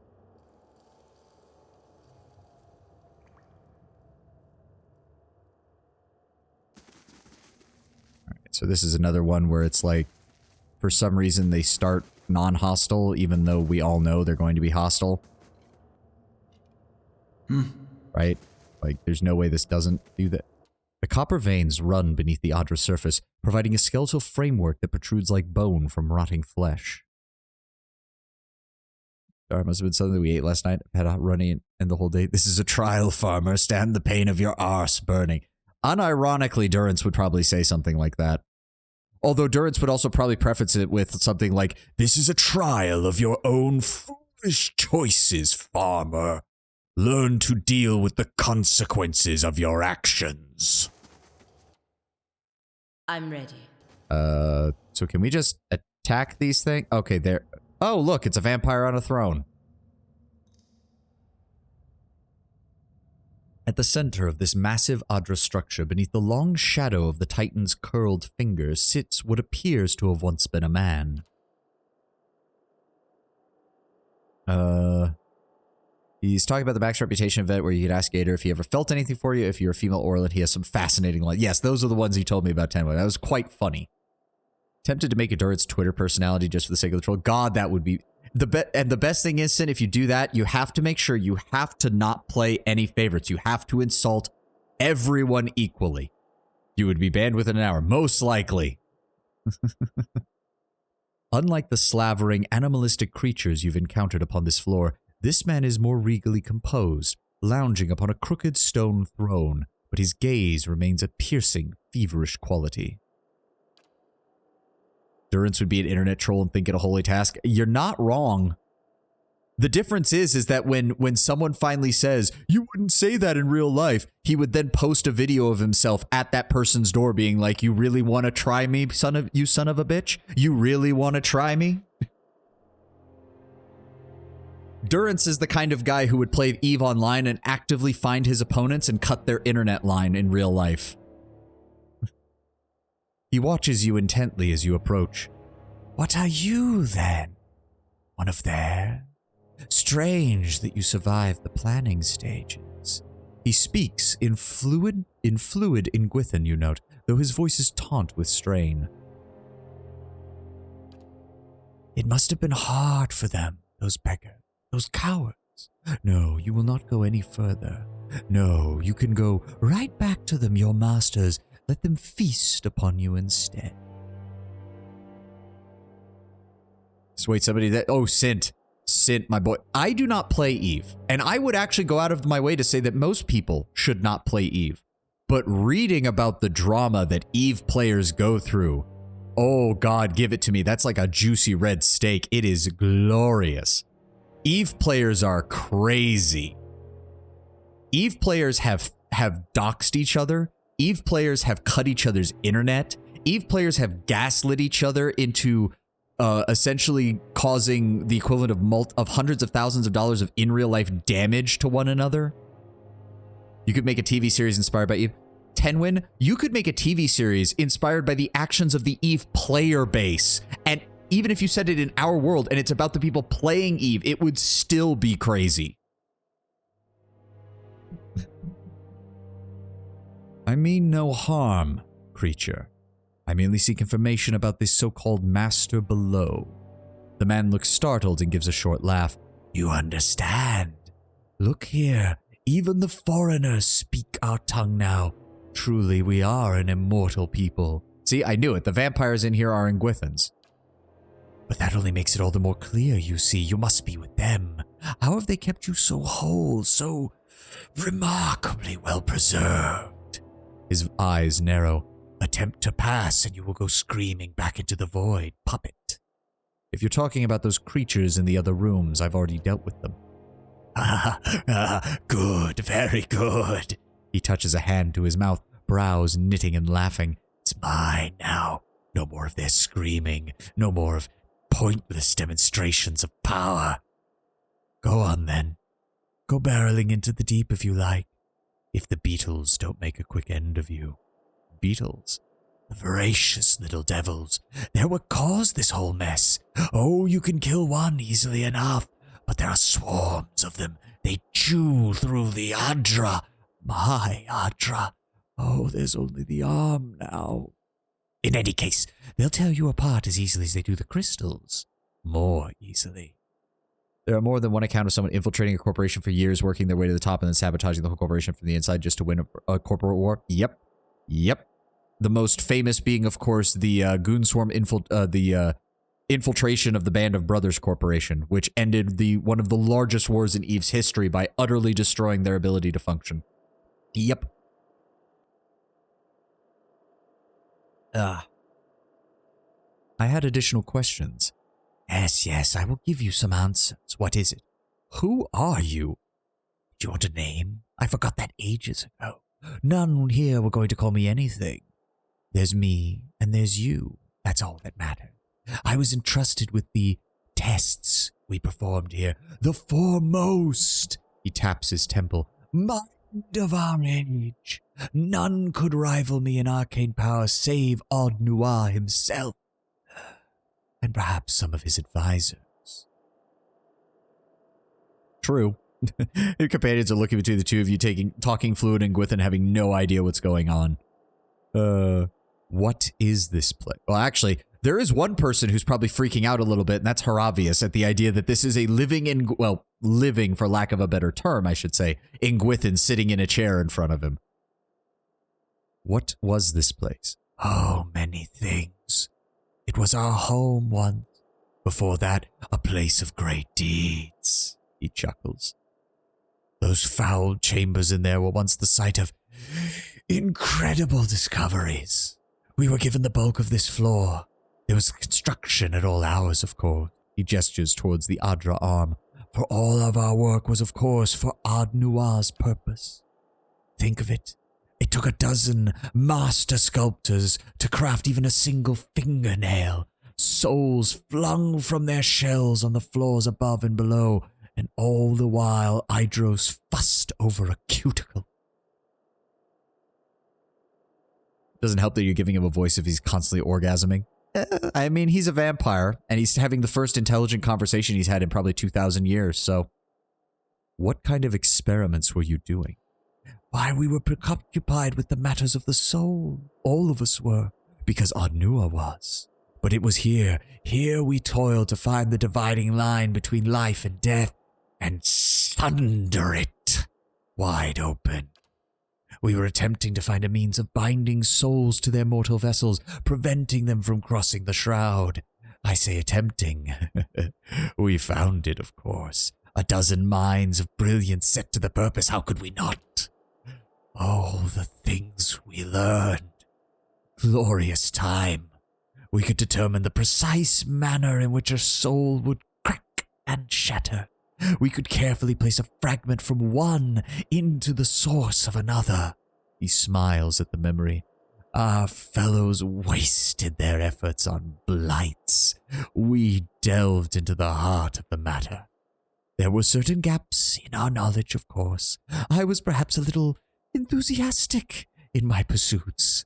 I thought if anyone should attempt a more personal approach to the tests, that it should be me. There was no doubt, no amount of certainty will make the imbibing of poison a pleasant experience. Death is the ultimate test, you see. If the soul has flown, then you know you failed. He chuckles dryly. Your work sounds similar to animancy, but on a grand scale. Like what? The man shrugs. Perhaps others of your day followed in our footsteps. I have not had the opportunity to keep up with the state of magical study. He smiles thinly.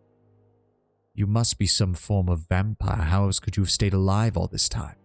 That is the question. For binding a soul to its body was not, it turned out, very difficult. We're certain we found a kind of immortality. The body could be destroyed beyond repair, but anything else is quite survivable. I was eager to attempt it. You see, my leg, at the time, pained me terribly. An old war wound. I had one subject describe a sense of distance from the pain inflicted upon them. They felt it, but it didn't matter to them. Oh, what that would be such a vast improvement. I remember the first moment. The relief. He sighs. But we found that after some time, the body would remember what it was, that it was, after all, dead. And there's really no describing what it feels like to see your own fingers rot away. He makes a twisted face. And the smell. We tried to revive the affected subjects with energy culled from their fellows, and that worked for a time. We refined the spellwork. I keep myself and others who had joined me as hands as ever. Ard Nuar was not terribly pleased with the destruction, but that turned out not to matter. The mob came and murdered him, and we were sealed in here with the rest of his tools. But we still had the Adra, and enough souls within to feed us for, well, as long as we wished. And so, we had a time of it. We were able to preserve the furniture over the years. We had meetings in the grand chamber. Oh, what a little family we were. His grin fades rapidly, until it had to end. What happened between you and the other vampires? Here, with them, the Adra, all of it. Oh, that is a long tale, and my patience has diminished with time. I'll tell you what happened recently. It was the beetles. Oh, you wouldn't think something so small, so mundane, but they swarmed from the lower reaches and began to feed upon the living Adra. We tried to fight them off, of course, but it was impossible. Kill one and 2 more appeared behind it. Something was pushing them onwards, driving them up here. And that I don't know what. Oh, they all but amputated the Adra limb. Not enough to support all of us. Not us in the rooms, the tapestries, everything. But enough for me. None of the others knew the spells required. The only part in it was simply to lie in their Adra coffins and be revived by me. So it was an obvious choice, wasn't it? No more of that. No more of anything. I swore that I would burn them to kindling if they came near. Fortunately, you made that unnecessary. What is the master below? None of us took such grand titles. The only master of this place would be Ard Noir, our king, our poor, grief-maddened king. He laughs. Would he call himself such, I wonder? For Ard Noir is dead. The mob would not have retreated without killing him. He thinks a moment. But then, if we could preserve ourselves despite our deaths, then perhaps could he. I am sure I considered the possibility once. When it all came crashing down, if any man could find a way to prolong himself, it would be him. I wonder, was it he who drove the beetles up here from below? His face twists suddenly with anger. Who stole our Adra? Does he mourn his son yet, the mewling fool, that he should resent our feeding upon his damnable statue? A possibility. He regards you with a sudden calm. After all this time, it honestly wouldn't surprise me. Who was Ard Noir? Our great lord. A wise man upon his day until his son was lost. An accident, some small and unfortunate turn of fate. You have come but a little way past the sealed chambers. You must know by now. Ard Noir did not take it well. This monument to his grief has far outlasted him. But his madness provided opportunity, a promise of immortality for all of us. It was found at the behest of a grieving father. Then what did it matter? He had a flock of devoted servants. For we had to find the soul in question, to drag it back from wherever it had gone, to house it somewhere suitable. He indicates the vast statue. And such discoveries have costs. Something the rabble never understood. You are a twisted abomination who tortured people and used their souls to prolong your own life.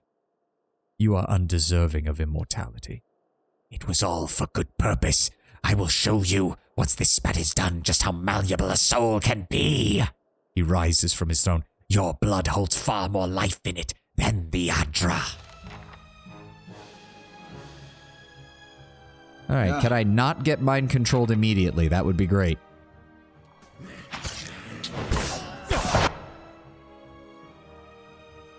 Yes? Ravius, go ahead and give me Lightning Storm. Aloth, go ahead and give me that. Thank you. I don't know why that didn't hit him, but whatever. How may I help?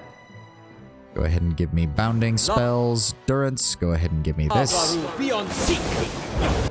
Need something?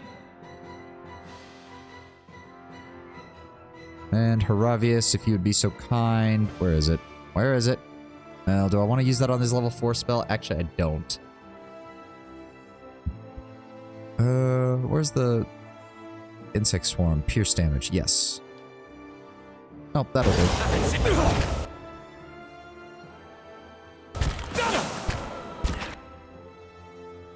And then we're going to cast another spell to hit the wizard. Good damage, good damage. Go ahead and hit...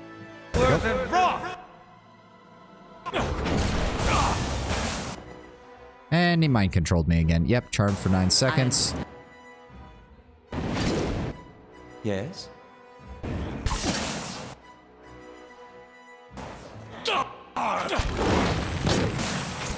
Where's he going? Aye? Aloth, could you please... God damn it, what is he doing? Yeah. Alright, focus on the vampire, please. There we go. Distant Days of Durance killing multiple whites in one shot. I know, but it's still nice to have the extra damage. It's always nice to have the extra damage. Running around like a headless chicken. That is one aspect of the combat that I still don't like. Ooh, Aguas Adra. When Gref Hadmeth Hadret passed the 10 years treaty on the anniversary of the War of the Black Trees, he outlawed the looting of the Ingwithan ruins. While this was a popular move among the Glenfathans, as well as the frontier villages who frequently found themselves the subject of the tribe's vengeance, it was an unwelcome change for the many traders and adventurers who had made their living selling the artifacts. Second chance enchant. Yeah, you're right. On a heavy armor set, too. That is especially rare. Quite a few vendors, however, took to commissioning and selling replicas. Many fakes were so skillfully made that even scholars had difficulty distinguishing between them, and ciphers were sometimes hired to attest to the authenticity of high-value objects. Argues Adra, or Adra armor, actually was taken from ruins near the court of Bowing Ashes, but it so closely resembled two known fakes that it was famously passed through Defiance Bay, Ankenze, and Salona before an Animenser in Barda recognized its authenticity. Interesting.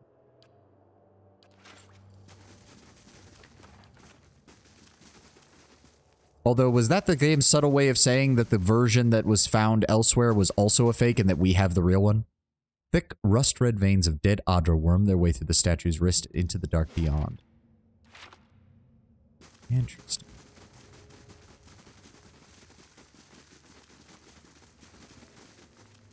So the beetles did it. It's strange that, like, don't get me wrong, the Adra beetles are like the strongest version of the beetles that we've encountered in the game, but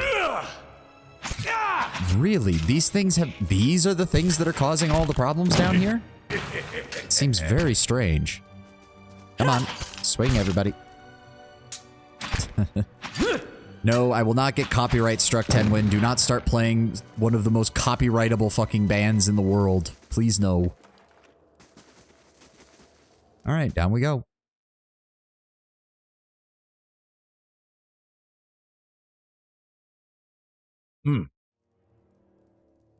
Thought I got some extra water today. I'm doing a lot of reading despite all the combat, too. The Adra has turned a dull shade of crimson, and entire sections of it have crumbled away from the walls and ceiling. Is it literally just going to be nothing but beetles now? Oh, okay, and oozes apparently. That's not very helpful. The next checkpoint is on floor 11. That didn't work. Good to know. And we are on 9. Okay, so we got a ways to go. Oh boy, I can already hear them, banshees.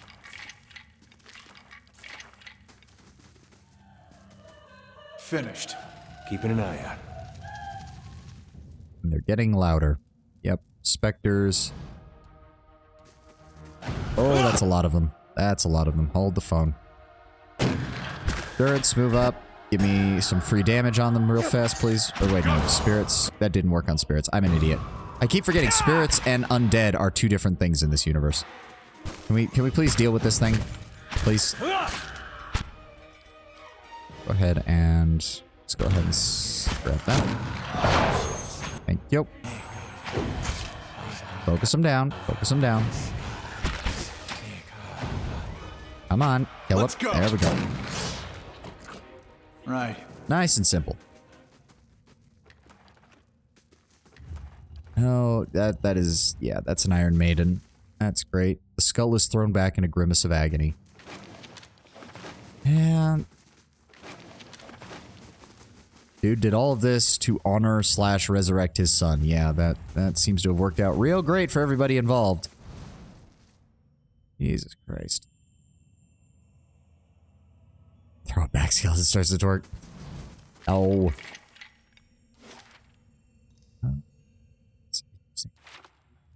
There's no doorway into anywhere over here, so that means there must be another entryway somewhere further in.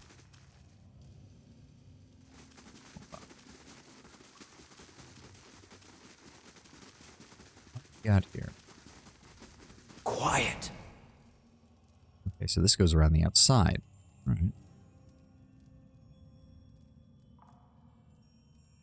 And that's... oh, that's blocked off.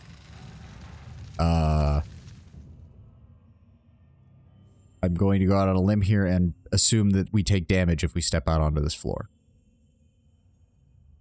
Yeah, that's what I thought. Ow, ow, ow. Okay, How do we want to do this? There's stuff in here, though. What is it, is the question. Oh, cages. Okay, no. Oh, and one of the cages contains a key. Ah, okay. How do we want it? Is there... Hold on. Was he taking... What type of damage was he taking? It does not tell me. If it's... Because it's probably raw damage, which means no amount of damage reduction is going to stop it. Alright. Hey there.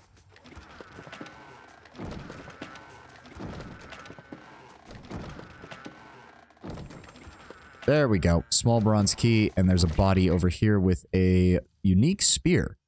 Spears like this one have been found scattered around the Eastern Reach, typically unearthed in excavations or heavy rains. They are thought to have been the weapon of choice for a fallen military state, though their origins have not been traced to any particular culture of the period.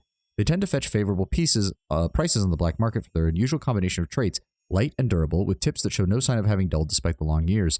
They are prized among soldiers for the quickness they lend to one's strikes. The two sockets carved along its leg make the particular spear unique and suggest that it was once more to this weapon. Plus 5 accuracy, exceptional, and an additional 20% attack speed. For a spear, that's not bad. Alright, get back here. Ader. Ow, ow, ow, ow, ow. Huh? Okay. Going fear factor on this bitch, or would it be the fortress? Yeah, yeah. Although something tells me walking across spikes is, I mean, by the standards of this universe, is certainly not the worst. This is way more exciting when you play through it at the correct level.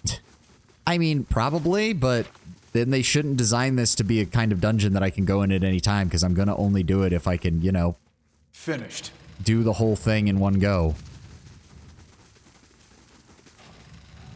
Oh, hi. Oh, it's a Vithric. So you guys must have tunneled in. That's fine. Kill him. Oh, come on, game. He's... Die! Ow. Stop it. Are you done? Thank you. Jackass. Right. Oh, he didn't even drop a Vithric brain. That's kind of disappointing.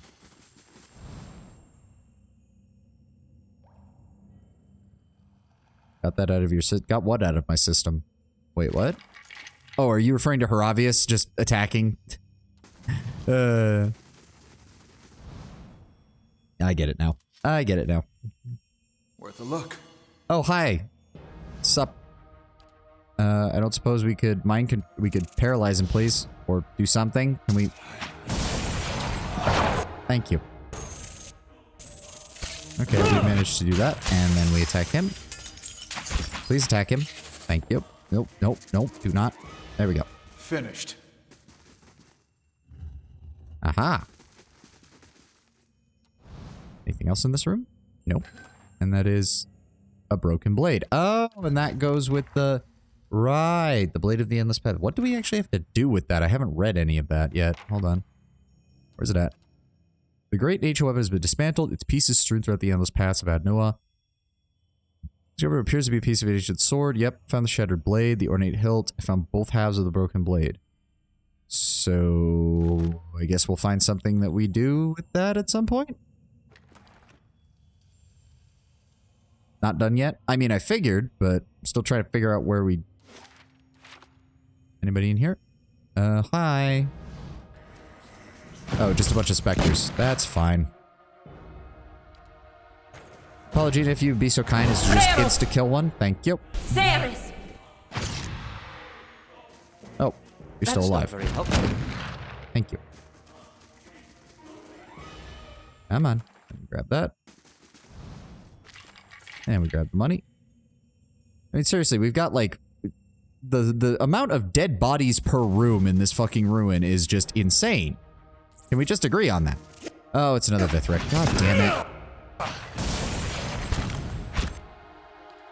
God damn it. Can we please paralyze them? And Haravius got mind controlled again. Of course he did. Give me bounding missiles. No, just stop trying to cast and cast paralysis. Pelagina, attack, please. Thank you. Yeah. I'm ready. There we go. There we go. Okay, deal with the Vithric. Thank you. Much better, much better. Alright, everybody heal up. See, that's the first Vithric that's actually dropped a brain so far, which is kind of disconcerting given that before they always drop brains. The spikes look sharp enough to cleave bone. Alright, and then this leads in here. Oh, hi. Oh, no. God fucking damn it. Okay, please paralyze them. Please drop out of stealth. Stop trying to pretend to be stealthy, you dipshits. Okay, good. We paralyzed all them. Ignore the shade. Kill her. I'm going to dive on them. Adair, take care of that. Pelagina, go ahead and destroy that. Give me a bounding missile on the Kogro. There we go. Don't even slowing it down. There we go. Good damage. Good damage. Deal with the shade. Come on. Deal with the shade. Come on. Thank you. Leave it to me. There we go. No problems there. Thank God they didn't get a chance to fucking spellcast. Don't want to have to deal with that. And what the fuck is back here? Hello? Oh great, more fucking beetles. Okay, stone beetles this time. Those are a bit easier to deal with. Thank you. Deal with the Audra beetle next. Come on, guys. It's fully paralyzed. We shouldn't be having this much issues.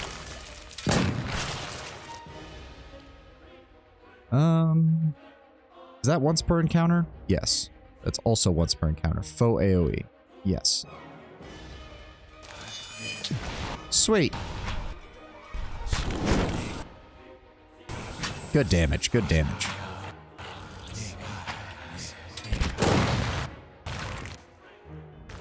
There we go. All right.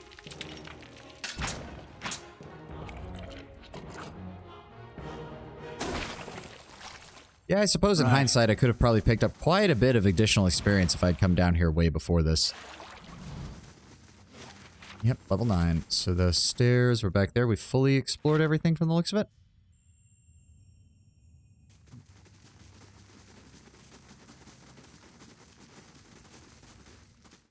And good loot. I mean, some of it's good, yeah. I should have known as soon as I learned that there were soul-bound weapons and stuff that improved as you did shit with them that I was going to end up using a lot of those. Oh, hi, everybody. Okay, there's a lot of you. It's no use. Alright, keep killing. Okay, this is... Okay, this is a problem. This is a problem.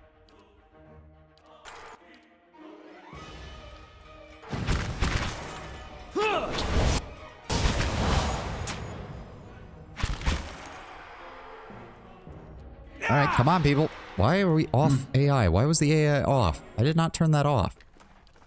In fact, I explicitly turned it on, like at the beginning of the session. Oh, hi. Oh, not the Widowmaker. Oh, God. Please kill them quickly before they do a shit ton of raw damage out of nowhere. Thank you. We do not need fucking poison enemies right now. That requires a proper key. Okay. Okay. Ivory spiderlings. That's not as bad. That's not as bad. Oh. They're fighting each other. Oh, wow. That caused paralysis. Interesting. Wasn't even aware that they could do that. Is it actually going to kill it for me? That'd be amazing.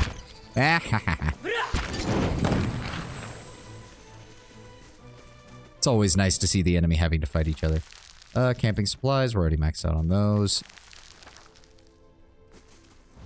And... Yep. Let's go ahead and deal with the Widowmakers. Oh, that's a lot of them. I don't like that. I don't like that one bit. Please? Yes? Okay.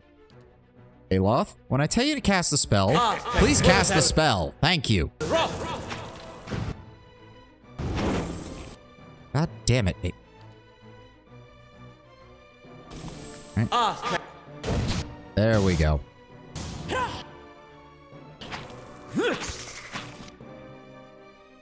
Come on. Come on, Heravius. You have a reach weapon. You should definitely be able to hit these things. There we go. Go after the big one now. Let's go. There we go. Much better. Much better. Rope-like strands of webbing. Ooh, a diamond. In dark places. Poison sacks. Did we pick up everything over here? We did. Ooh, level 10 is small. That's... Wait a second. That doesn't make any sense. Level 10...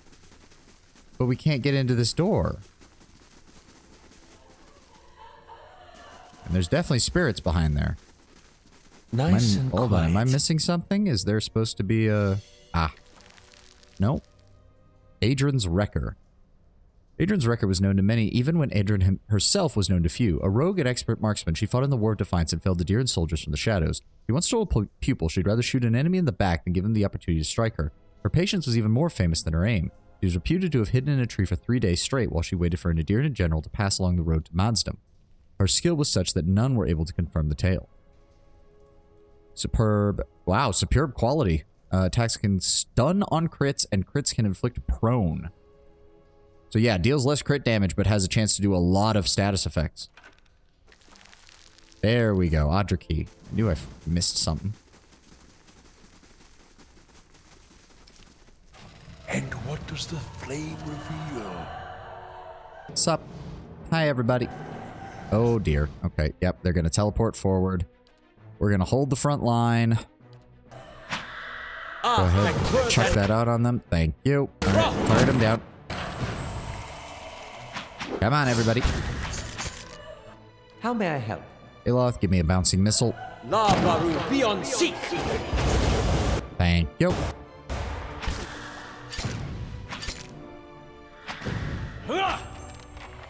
Okay.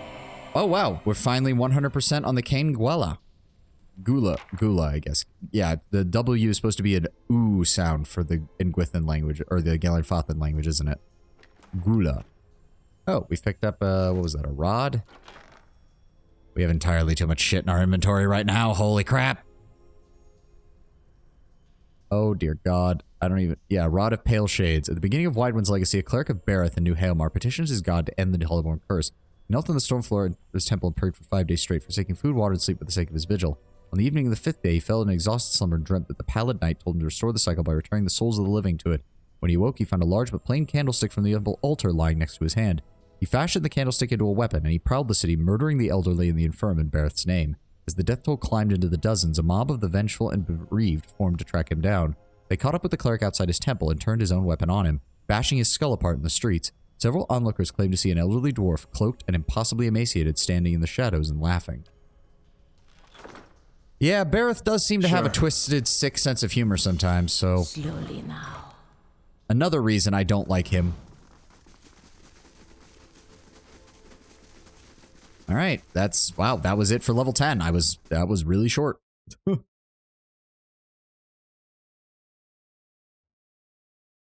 to find out what's on the next level below this.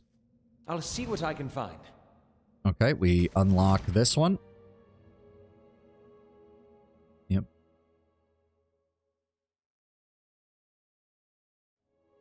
Wait a second.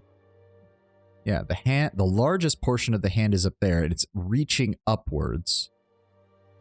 The second hand is down here, but the guy even said that it broke, so it was originally higher up. Or it might be... Actually, no. Yeah, not by much, though, because it looks like it actually fits somewhat there. And now we're passing by the thigh. Oh, God, not spores.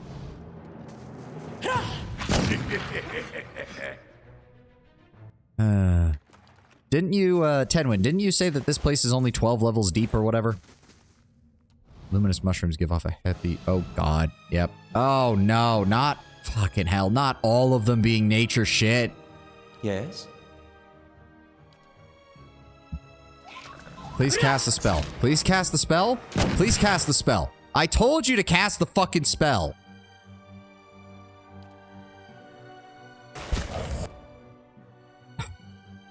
Oh, fuck it. What are you do... Jesus fucking Christ. Please stop them from doing shit. Please stop them from doing shit.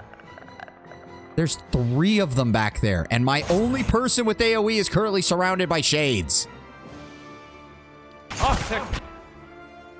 Jesus fucking Christ. Give me bouncing spell on the shades. Give me something. Give me lightning on the shades. Can they please die? Please die. Thank you.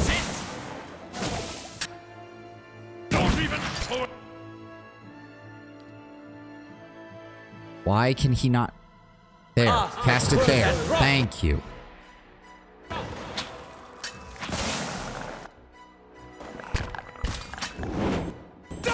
Why is the shade not dead? Yeah. Fucking.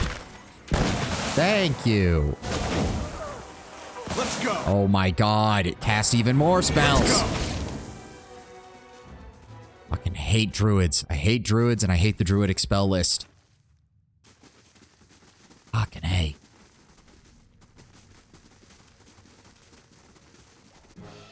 Oh, for the love of... Can we please get out of the tiny-ass area that is preventing us from moving? Yes, yes we can. Now we are dealing with absolute hell. Okay. Move up. Please, please cast the spell. Please cast the spell. For the love of God, Aloth. Thank you. They're immune to paralysis. I don't care. Just cast something. Favorite playthroughs is a Beastmaster Druid Ranger. Well, get the game to stop giving me enemies that are a pain in the ass that are all druids. There we go. Good damage. Good damage. Fuck it. We're probably gonna have to rest at some point in this here anyways. Just spam the spells. I'm tired of dealing with your guys' bullshit. Drop this hammer on all of them. Fuck your swamp spores. Fuck them all.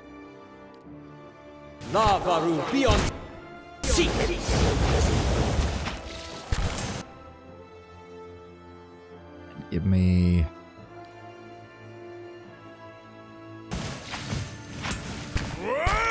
Come on, cast it.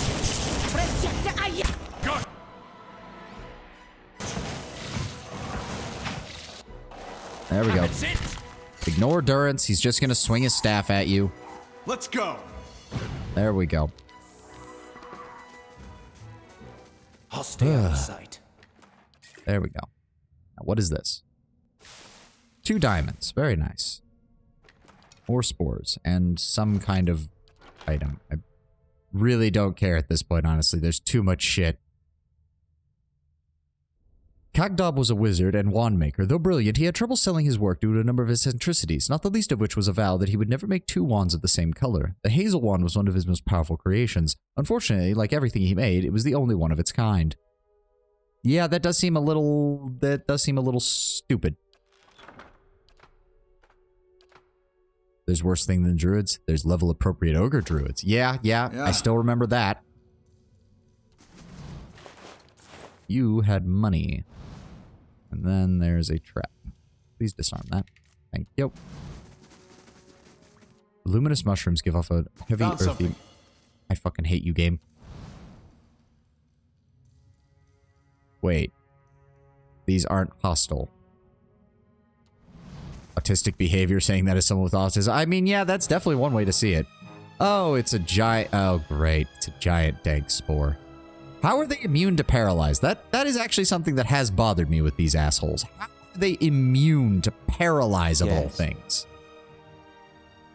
Just toss the spell out. And then start spamming fireball. No. If you assholes want to just sit there, I'm going to have Aloth turn this place into a shish kebab.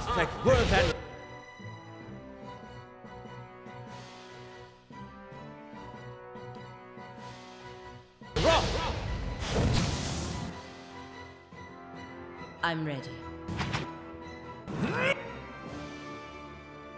I'm ready to just let Aloth be Aloth and burn everything to the ground until nothing is left. Yeah. Like, seriously, paralyze. How are you immune to paralyze? That doesn't even make sense. Detonate this asshole, please.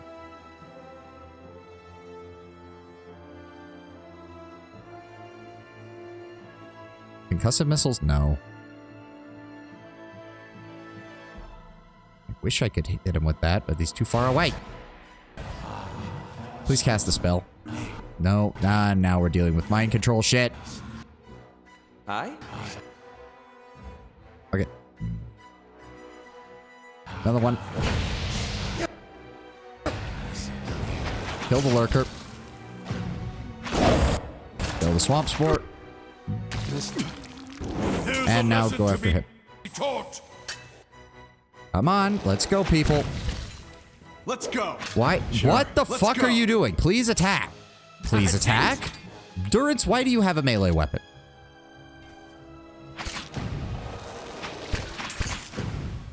Let's go. Thank you. Found something.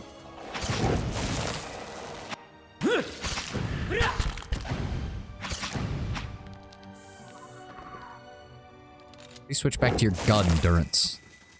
You can't be a gun priest if you're not doing that. Oh, another Ring of Thorns. +5 reflex, +3 dexterity, and +50 defense while stunned or prone. Yep. I remember that. Pretty decent. Pretty decent. Yeah, I know. I know they do. As soon as I said it, I remembered why. It doesn't make me feel any better. Oh. Bjarnia's Leaves. A Redstern fairy tale tells of a blacksmith who was traveling through the woods on his way home from a distant village. The wheel of his wagon broke and he had to make camp and repair it. During the night, a pack of hunting stalgars ventured into his encampment and he hid among the trees. Just as one of the beasts picked up his scent, a Delimgon stepped out of the copse, right, like a tree, and in front of the blacksmith. The stalgar soon lost interest, and when the blacksmith had recovered from his terror, he thanked the Delimgon, Verena, and begged to know how he could express his gratitude. Thrice she bade him forget about her and continue on his way, but seeing the man's zeal, she finally relented. Enemies encroach upon my wood, she said. Bring me a means of defending it. The blacksmith swore that he'd return with a worthy gift, and so departed. Weeks later, he forged a dagger and sought her out in the forest. She saw the gift and smiled. A noble attempt, yet I fear it would do little to clear the foes that spring up in my midst. Please return home and know that you have my thanks for your efforts. The blacksmith shook his head, and over her protest promised to bring a more suitable gifts. After months behind the forge, he crafted several fine battle axes, and he brought the best of these to Verena. Even her graciousness did not conceal the horror on her face. Surely my enemies would seize this and turn it against me in my forest. Please go to your village and forget about this. But deaf to her objections, he vowed to try again. So the blacksmith devoted a year to crafting the finest, sharpest spearheads that any had ever seen. People came from near and far to purchase the very weapons he had crafted, finished, and deemed unworthy of the Lady Verena. And as his reputation grew, so did the village around him. After a year of labor, he returned to the forest with the sharpest spear anyone had ever seen. The wild seemed to have dwindled, and finding her was no easy task. When he eventually did, he presented the spear, a weapon worthy of you, he said, long enough that none may snatch it from your grasp. But she recoiled from the wooden pole. I could not defend myself with the bones of my own felled trees. I beg you, do not return. Yet he made an oath to bring her a final gift to find her purpose. After years of work, he made the finest rapier in the land. Its blade as narrow and fine as a needled leaf. In that time, the sale of his lesser attempts had made him a wealthy man, and his village had grown into a small city. When he returned to the forest a final time, he hardly recognized it. The sprawling woodlands had been whittled to a few scrubby thickets, and Verena was nowhere to be found. He returned once again to his forge and spent the rest of his days making rapiers to wreak vengeance upon Verena's unknown tormentors. Well, yeah, I hate to say it, buddy. I think you were the problem. They just announced Warcraft 1 and 2 are getting remastered. Oh, God. I mean, don't get me wrong. I'd love to be able to play the old campaigns in modern graphics, but after what happened with Warcraft 3 Reforged, I mean, does anyone have any confidence in Blizzard to do that? Like, at all? Jesus Christ, Blizzard. I mean, Sint, if it's Warcraft 1 and 2, it's not. It's going to be on Battle.net, and it's not going to be on Steam. It's a pure graphical change. Well, we'll see. I mean, they just need to not oversell it. The problem with Warcraft 3 Reforged was that they oversold it, going like, "Oh, we're gonna do all these cool things with it, and we're gonna truly remaster it," and then they didn't, and then they just ruined like the ability of the game to function properly. So like, I don't know. Ugh. Oh, welcome to level 12. I have a feeling I should probably rest here. What is your watcher wearing? The Bloodblessed Skane cultist robes that I have upgraded to fit my character. So a bit of additional damage reduction, legendary damage reduction, I gave it the Durgan Iron in thing to reduce recovery speed even further. So I think between the two bonuses, it has a 0 on recovery speed, so I attack the fastest I can. Gave him an intellect bonus, and that's just to help him swing with the sword. Oh, I forgot. I switched over to my sword. I need to switch back to my hammer.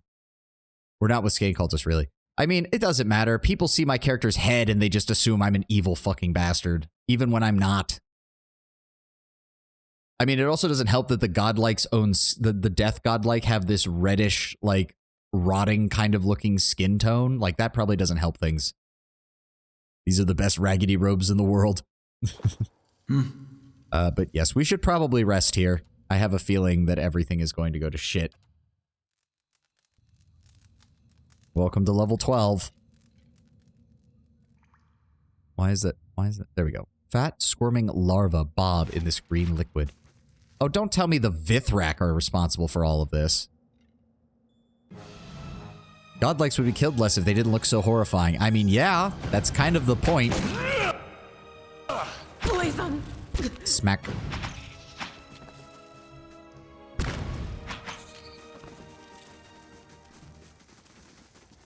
Yeah, it's gonna be the Vithrak doing this. I guess it's kind of inevitable. We've had some good relations with the Vithrak. I guess now we finally get a Vithrak who's an asshole.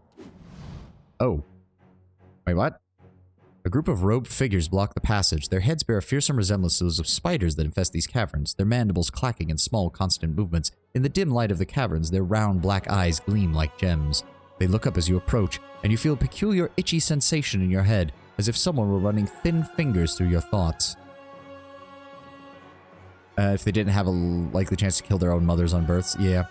You met the Vithrak before? Dude, we are in the endgame. Like, seriously, we are in the endgame. Like, we've run into several Vithrak. We did the entirety of the DLC, so we also helped the Vithrak colony that's beneath Stalwart. Yeah. A muted sense of distress fills your mind, followed by a far louder screech of alarm from one of the rogue creatures. As one, they turn towards you and begin their attack. Oh, yeah. That's a whole sentry. Okay.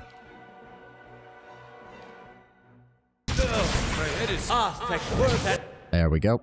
Focus that one. Okay, that's a lot of spiders. Horavius, could you get lightning, please, up and running?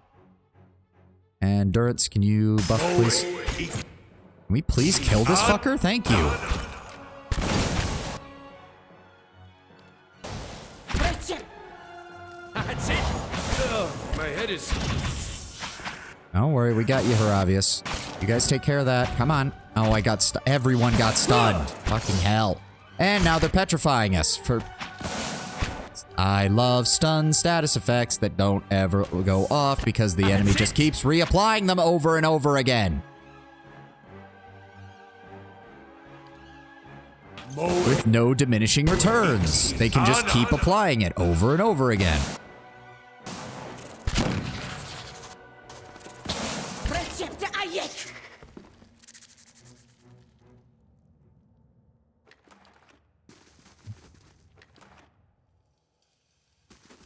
Dailies the enemy has at wills. Well, it's not even that. It's the fact that they probably also have per encounter abilities, but the enemy can afford to use all of its per encounter abilities because the game is intending on you killing them. But then it has 10 more encounters of the exact same type that are going to do the same thing.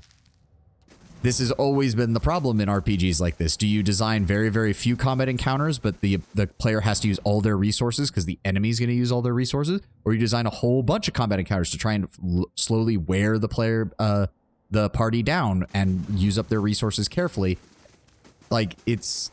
And unfortunately, there's never been a very good answer because they both have very big problems with them, in my opinion. Nice and slow. All right. Is that just a big spider? Go. Yes, it's just a big spider. Kill it. Go. I'll stay out of sight. Thank you for the diamonds. Okay, so so we have to go this way.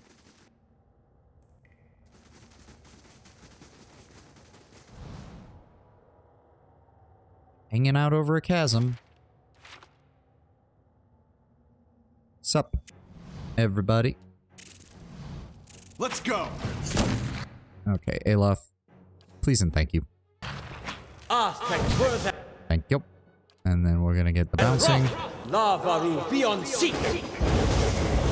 Thank you. And then we're gonna get this. That made things nice and simple.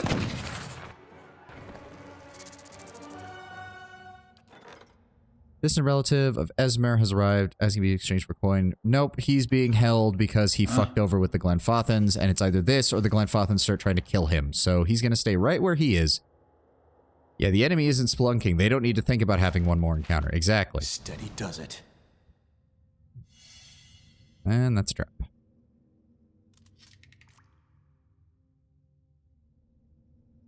And I'm glad we're traveling together too, but isn't this a bit much? Ah! Worth and wrath! can we please? Why are you all... I tell you to get out of sneak, so you move faster, and then you stay in sneak. Why are you staying in sneak? Alright, for obvious, start that. Yeah. You start attacking that. You start attacking that. Thank you. Arthek, worth and wrath! No, not that. Paralysis on the Victhrek, please. Thank you.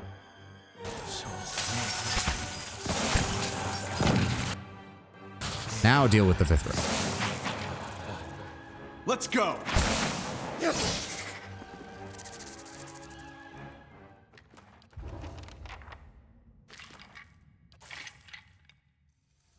Sorry, I wasn't reading because I was dealing with all that. Gotta hate when you have dailies, you have the enemies in Splunking. Did you keep the Disappointer? I mean, I believe I did. I don't think I accidentally sold it or anything. Oh, dear God. We sold shit.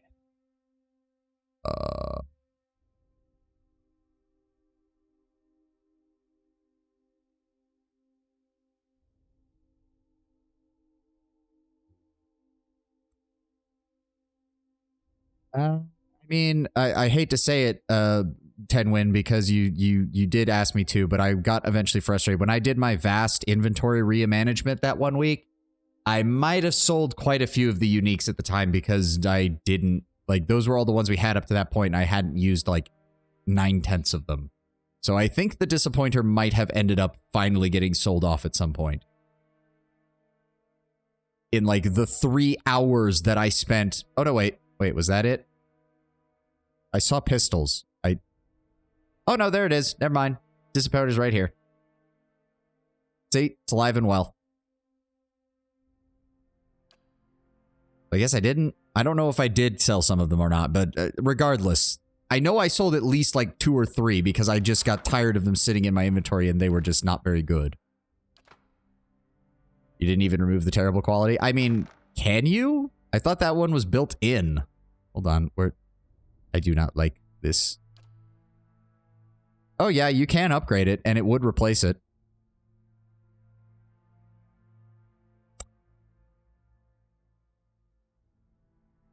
I'm tempted to do it for the lull. To turn the Disappointer into a legendary weapon. Because I can. That would be kind of funny. Do it. Best strat for a part 1 firearm? I mean, yeah. But yes, we're going to do it for the sake of the lulls. The Disappointer is now legendary. It's also going to receive a Burning Lash. It will be a Kith-slaying weapon. And we will make it Durgan refined.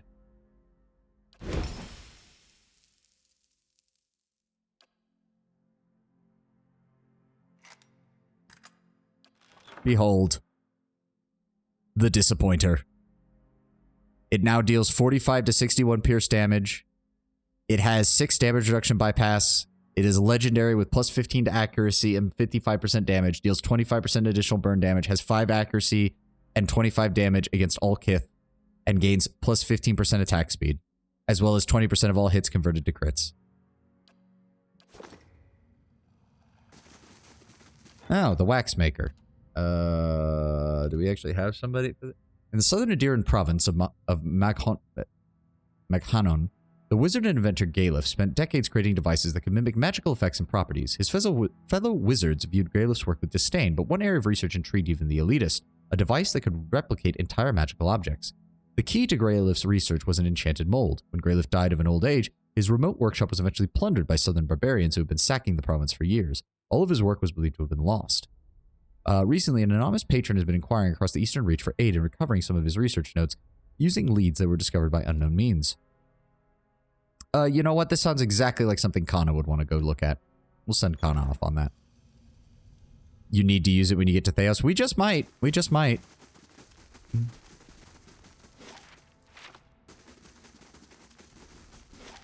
Okay, hold on. We have not explored up here yet.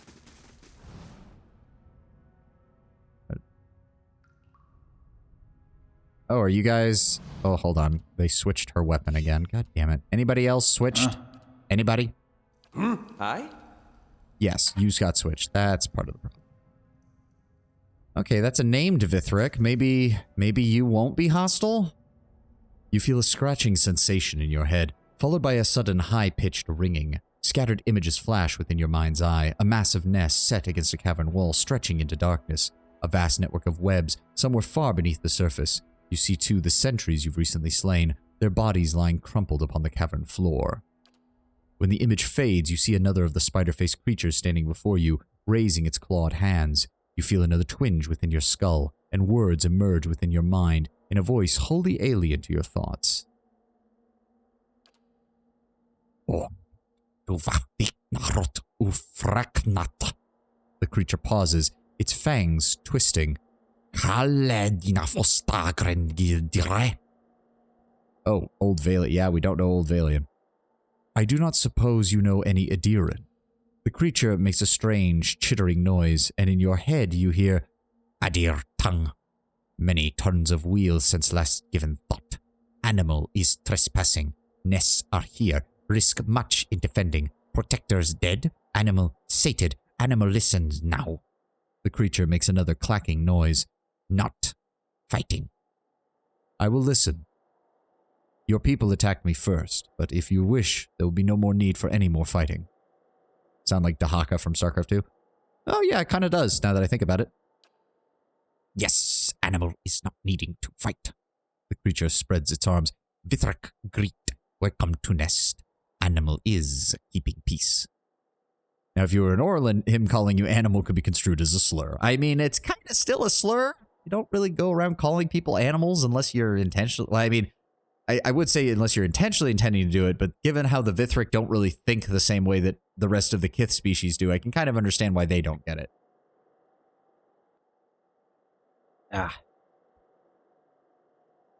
What can you tell me about the Vithric here? The Vithric looks at you for a moment, then down at itself, then back. What is godlike animal? Vithrak people see what others do not. See light inside dull shell. It points at you. See great and burning lights. Flipped it for you. Oh, you made a clip? Thanks, Sint. I think that's the first clip anyone's ever made of me. The disappointer shall stay in memory. Oh, thank you. Thank you very much. Vithrak speak without voices, and in many hundreds of souls in great city. Strafek Narith is colony, great journey. Animal would walk long time to reach it. Then what are you doing here? Vithrak searching knowledge for home, for colony. Strafek Narith, far away, long time we have searched. Grew sick with memory of home, made nests, made new home, found what we seek.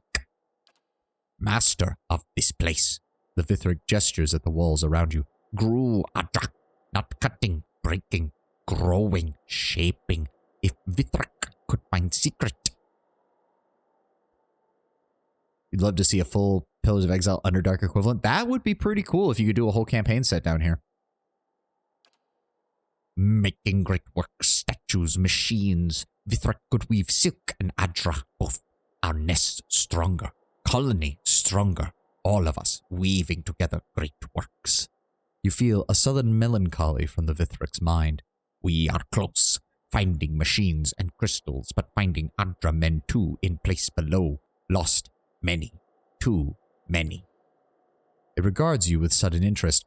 God-like animal is strong, defeated other animals, killed guards. Help, Vithrak.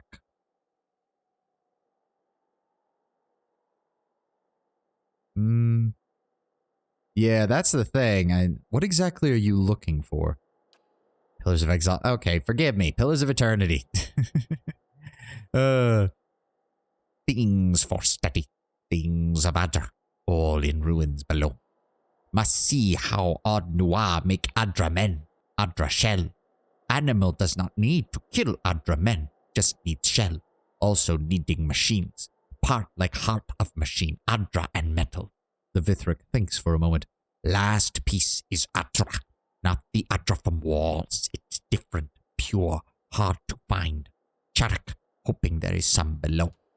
If godlike animal brings these things, Vithrak, O animal great debt, will help colony, help us, can go home after so long waiting for this great thing. Charak would reward animal. I shall think on this. I did have other questions. The Vithric inclines its head slightly, as if to motion you on. What language was that you were speaking before? The Vithric makes a chittering noise, but does not answer. Do you know anything about the master of this place, the one known as Ad Noir? The Vithric runs a talon along one of its fangs, thinking, Eric Nark Od Noir. Name bleeds through walls, but Vithrak do not know face nor voice. Vithrak see great work, see statue, yes. Master of many things, master of Adra, of voices trapped in stone. The Vithrak points back towards the rest of the cavern. Of things below. Much to admire. Oh, that's weird. That was faded out, but this is a completely different dialogue option. Tell me more of the Vithric. Wanting to know of meat and bones, or of city shining silver. Vithrak people, weavers of greatness. The Vithric lets out a strange hissing sound. Vithrak miss home, without nest, Vithrak, nothing. What is the colony like? Great light in darkness. The Vithric's voice seems somber for all of its peculiar ethereal quality. Many hearts live together, building. The Vithric bows its head. Someday, we return. I mean, if they are like spiders, although they live in some kind of colony structure, it's entirely possible that they have some kind of queen or a central breeding female that does all of the egg laying, shall we say. I don't know about the rest of it, Lord Brown Bear. Who knows? Who knows? Then again, I mean... Yeah, I mean, I've seen worse. I've been on the internet a long time. I've seen worse. Good. The creature stares at you, unblinking for a few moments. Vithrak wish swift journey. So I don't know if I actually accepted the quest. Okay, I guess we did. All right, no, don't mind us. We're not gonna do anything against you guys. Small spider huddles in the back of the nest and hisses. 8 glittering eyes gleam out at you. Take that, thank you very kindly. The large nest appears to be woven from thick, sturdy silk.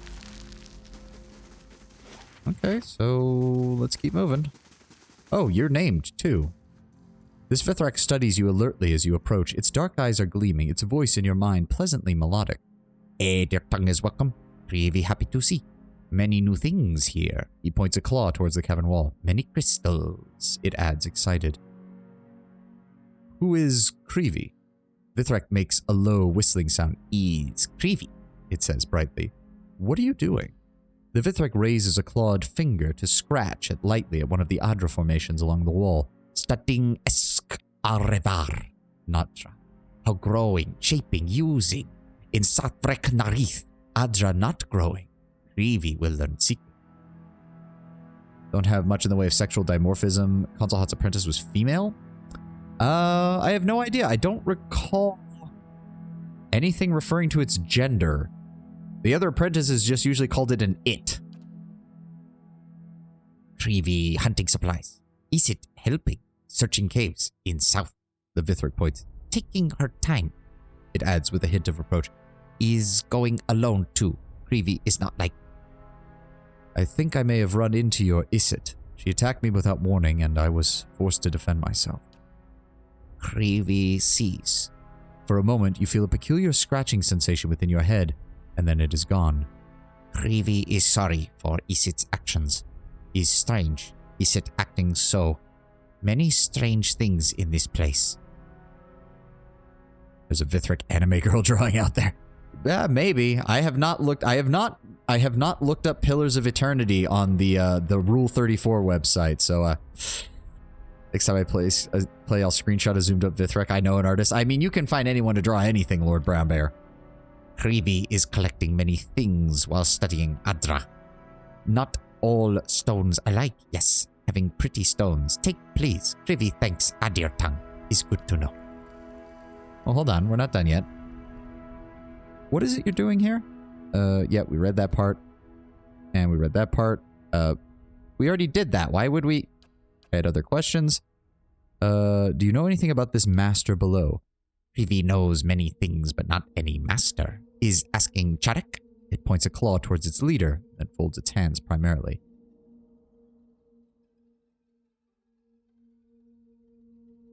Next time I play it, not much. There's like 5 images. 10 of them. 2 of them are about Pallegina. I'm not surprised.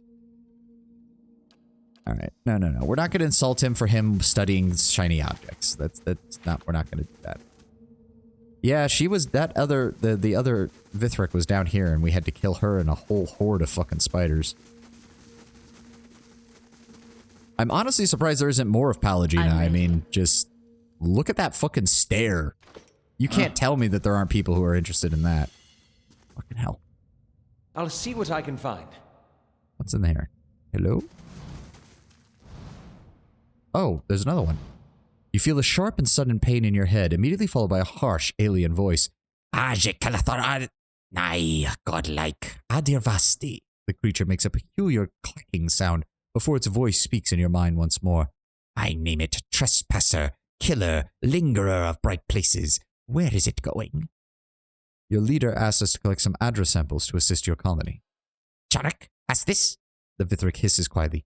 Of this? You feel a muted wave of thwarted anger. Go then. Adra men crush like squirming hair, and Charek send us once more.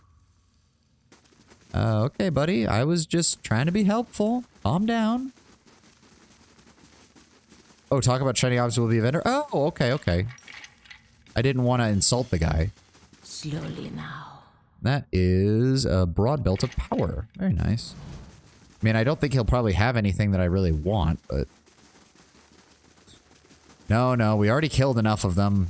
The Vithrak... Honestly, aside from that one bounty mission that had us just fighting Vithrak on the surface, the Vithrak have been pretty decent, all things concerned. Oh, and now we can't talk to him about it. There we go. No, it didn't. Yes, it's shiny, much like many colors in veins of world. Going down to heart, Krivi thinks. Yeah, well, apparently he's not. So, okay. Moving on.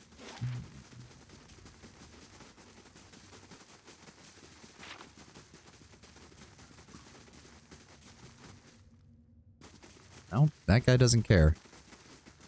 All right, down we go. We've got a few more. We've got a little bit longer before I have to end the stream, so let's keep going.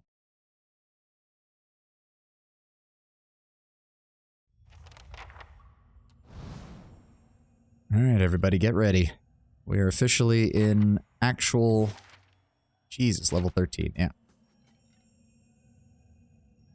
Okay, now these are some proper Ingwithan ruins. Found something. Oh, hi. Fucking shitbags, fuck.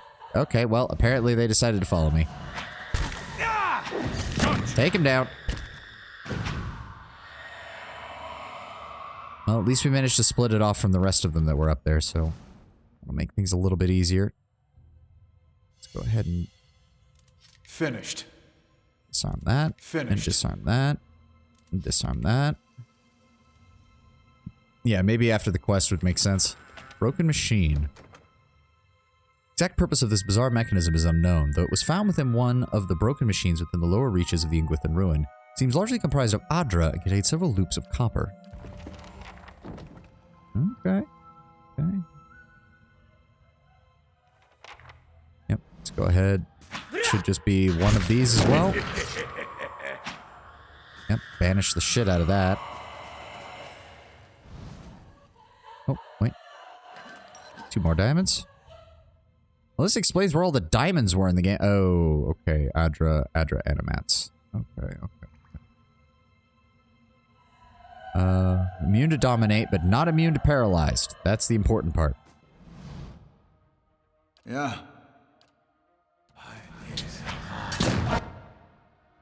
Gina, if you could please get the spirit. There we go. Alright, everybody gang up on this asshole. Smack him good. There we go. You could knock a floating spirit on its ass. I mean, that's just the power of the kick. Oh. Hi, everybody.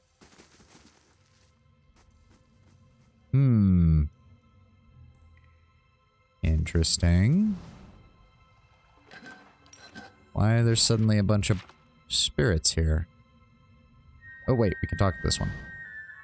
The spirit stands stiffly at attention. Her gaze is focused on the end of the hallway. One arm bears a heavy round shield, although the rippling blur of soul energy obscures what lies upon it. Hello? Her head turns a little. They have passed the Blight Forges. If the Overseers live, we may stop them. Get in the chambers beneath. She snorts. If Kabiros and his pack of scheming wizards didn't betray us.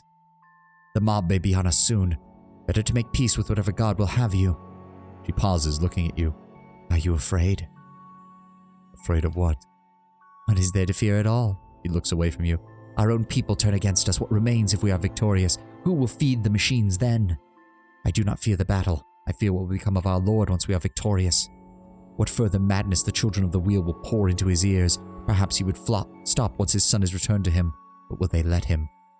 Children of the wheel. While Odd-Nuar contents himself with his titan, they dig after the very heart of heaven. She gives a sour laugh. Madness, all of it. And yet Odd-Nuar holds them all close to his side. None of this would have happened if not for them. They have driven our great lord from grief and into madness, pushed him into these deeds. She pauses. He was a great king. Perhaps he will be again.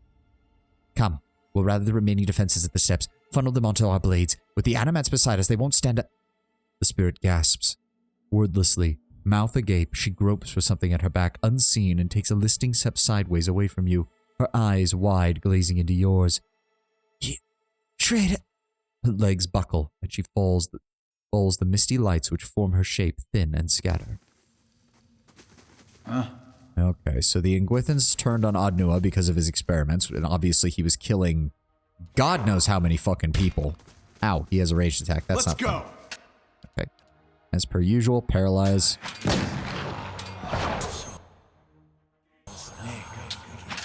Smack him. There we go. God, they have a lot of damage reduction. Luckily, I have a hammer. Oh, we're at 50% on that. We're just also pretty much done. I mean, everyone's max level anyways, so... Oh, that's a lot. Oh, dear. Okay, that's a lot. That's a lot.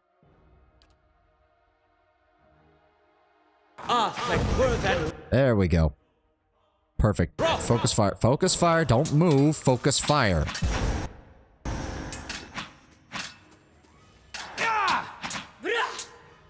Knock him on his ass. Thing isn't doing the job. I know, Adair. It's fine. You guys just need to distract it. I have a hammer. Seeing the moment of people's death again and again and again, I can see how this drives you insane. Yeah, I mean, pretty much. That's sort of the whole deal with the Watchers is eventually your powers will drive you crazy. It's just a matter of how long. Wow, just a regular greatsword. Thanks for that game. The strange mechanisms have cracks in several places, and some components appear to have been dismantled. There's no clear means of activating them. Ancient legends. Alright, so that side's clear. And what does the flame reveal? Children of the Wheel, though. That's an interesting title, and I have to wonder what it's referring to. Let's go. Because it doesn't sound like anything. Is it possible that that's what the Leaden Key was known as back in the day in the Ingwithan Society? That could be possible. Yeah. Could it be that the Leaden Key led to the destruction of Odd-Nuar? That might be possible as well. Light, flame, and sound. Children of the Wheel. Keep to ourselves. Isn't that what they said in the big conversation I had with the lady just before? Where is it? Yeah, Children of the Wheel. What further madness the Children of the Wheel will pour into his ears. I mean, I know the wheel is the reference to the passage of souls from life to death to life, so that's Bareth's domain. So I suppose it could be Bareth's cultists. Maybe, to be fair, it did indicate that the gods changed their aspects over the course of history, so it could be that during the Ingwithan's time, Bareth was a far more malevolent god. I suppose that is possible.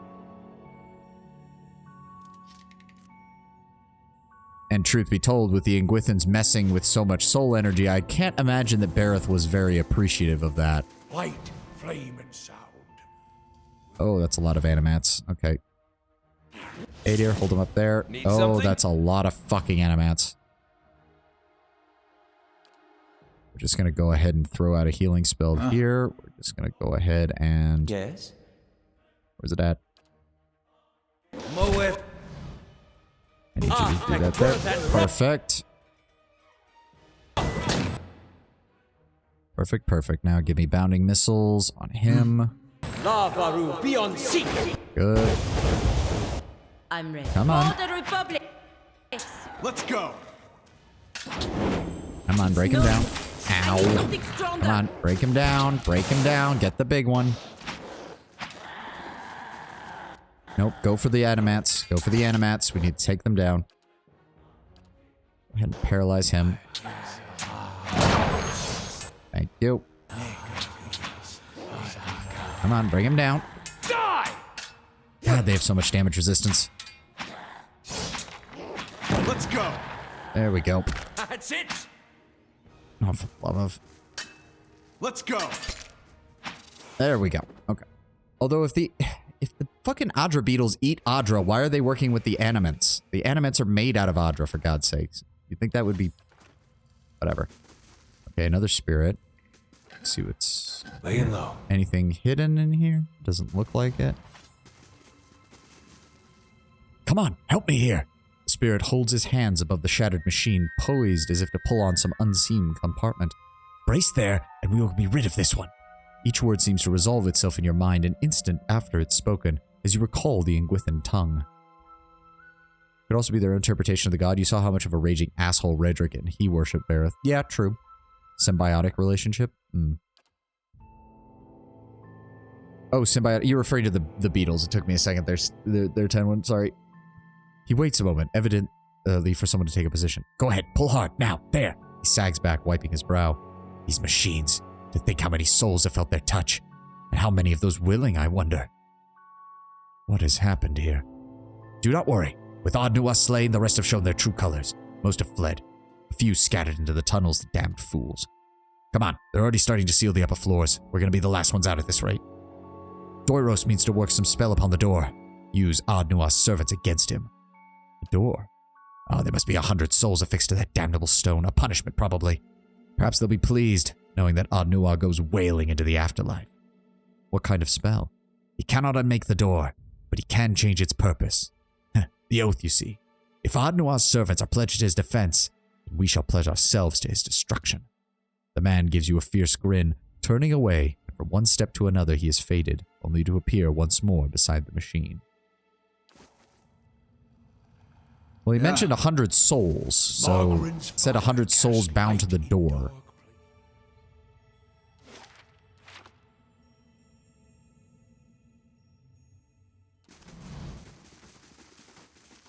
I guess that's it. Let's finish exploring down here first. Margarin's fire cast Yeah, another animat. God damn it. Okay, can we kill this one on its own, please? Please stop. There we go. Nice and simple. Nice and simple. Imagine killing 100 people and turning them into your security system. Yep. I mean, from what we've seen of the Ingwithans right now, this seems to be very par for the course for them. What is this? Cave coral. Okay. Interesting. How much room we still have down here. Hello? Okay, another... Oh, God. Another 2 Adra animats. Can we maybe... That's not very helpful. Did we manage to... God, I love it when she does that. Thank you, Pallegina, with that fucking sword. I love it. Yep, 25% chance to destroy vessels on hit or critical hit. I love it. Every single time. Laying low. So useful. Yeah, because they count as vessels. That's not very helpful. Yeah. Okay, go ahead and paralyze Pallegina. If you could please just dispel her, that would be great. Thank you. All right, everybody focus on the paralyzed dude. Come on, guys. You got this. Now deal with the other one. Now we're going to go ahead and paralyze that one. Everybody else, go after it. Also occurs to me. Didn't I have one that... it's probably too high of a level anyways. Oh, there we go. Yeah, there we go. Bounty Attunement. Take some of his damage reduction away from him. Oh, he's dead already. Never mind. Yeah, well, because it's literally referring to vessel of a soul, which means that if it's something that a soul is not originally bound to, then that counts as a vessel, regardless of what its actual physical form is. Yep, take all of that. Still more room over here. Interesting. That goes around. What do we have in here? Found something.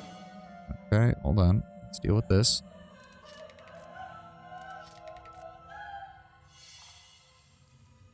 Okay, what's up here? Sapphire? And what do you have? The hazy figure is tall and heavily built. Its shifting, indistinct face is turned towards the floor as if deep in thought.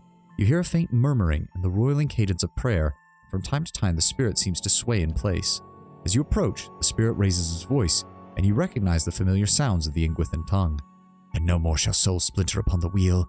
Hear me, great father, I am pledged against your foes, and the greatest of these is death. Hello? The spirit turns his face towards you in a swift motion. For a moment, its features blur, and then resolve into what appears to be a man's vision, his eyes fixed upon you.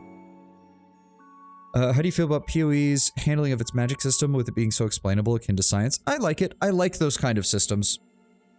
It's the same kind of thing with... Sorry. Oh. Sorry, I had to stretch there for a second. Full Metal Alchemist, how alchemy is a science and a magic, so to speak. I like... Even if the magic system is only internally coherent, meaning that only those who practition it can understand it, at least then it still gives it a greater sense of understanding. A greater sense of understanding, a better fitting into the world building. It's also kind of interesting, I think, that it's very clear that there aren't really any sorcerers equivalents in this universe. There aren't any people with natural magic of the traditional type. The closest you get are ciphers. Ciphers have magic, but it's more closely related to soul magic than traditional wizardry is. So it kind of makes sense that ciphers kind of have natural skill with it, whereas wizards have to, obviously, like Aloth and them, have to actually practice and work through their grimoires and other such things. You're going to compare it to Final Fantasy XIV's magic system? Unfortunately, I have not played 14 in a while, and I know they delve more into the magic system in the later expansions because of the nature of like the groups that you encounter. So I am not sure on the full details there. Late for what? The spirit turns his face away. They will be here soon to cast us down to unmake our work. It is nearly too late. Our work? If they knew, perhaps they would understand. They heard the sisters speak. In foreign lands, they leave their madmen to suffer alone or else cast these same out from their sight. Meanwhile, we have carved ourselves like smooth stones, polished the virtues within us while flensing away the weakness. Is that not just?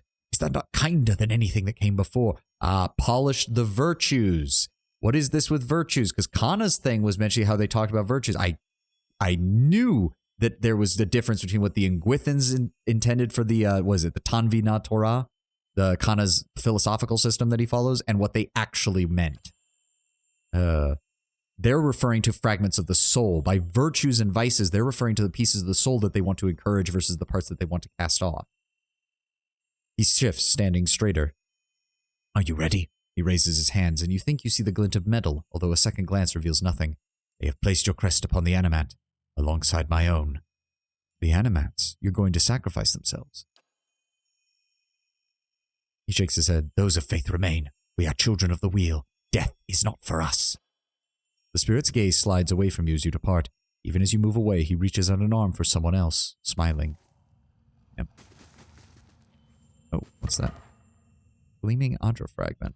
Okay. I do notice with ciphers they don't have a lot of direct spells. They need to bounce them off of an enemy or ally souls. Yes, they're essentially not...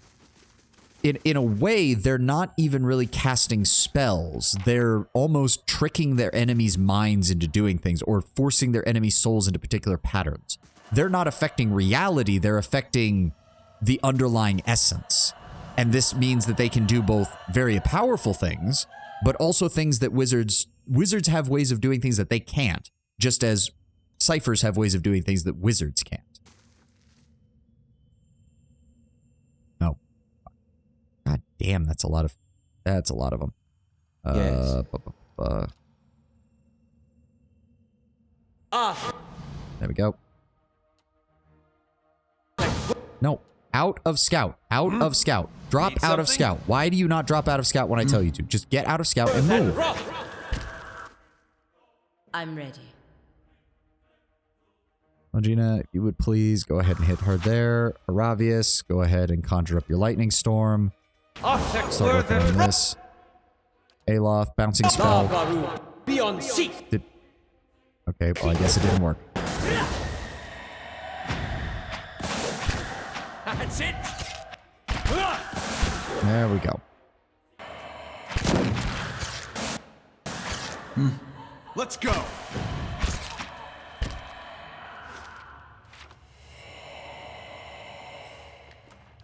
Sure. Okay, another spirit. It's been so long I forgot the nuances between the different magic classes.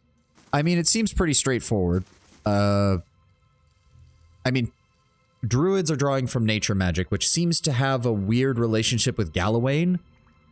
Like, it's weird that you could be a priest of Galawain but not be a druid, but it's very clear that druidic abilities come from, like, the god of nature, which, like, that seems to be the weirdest one of the bunch.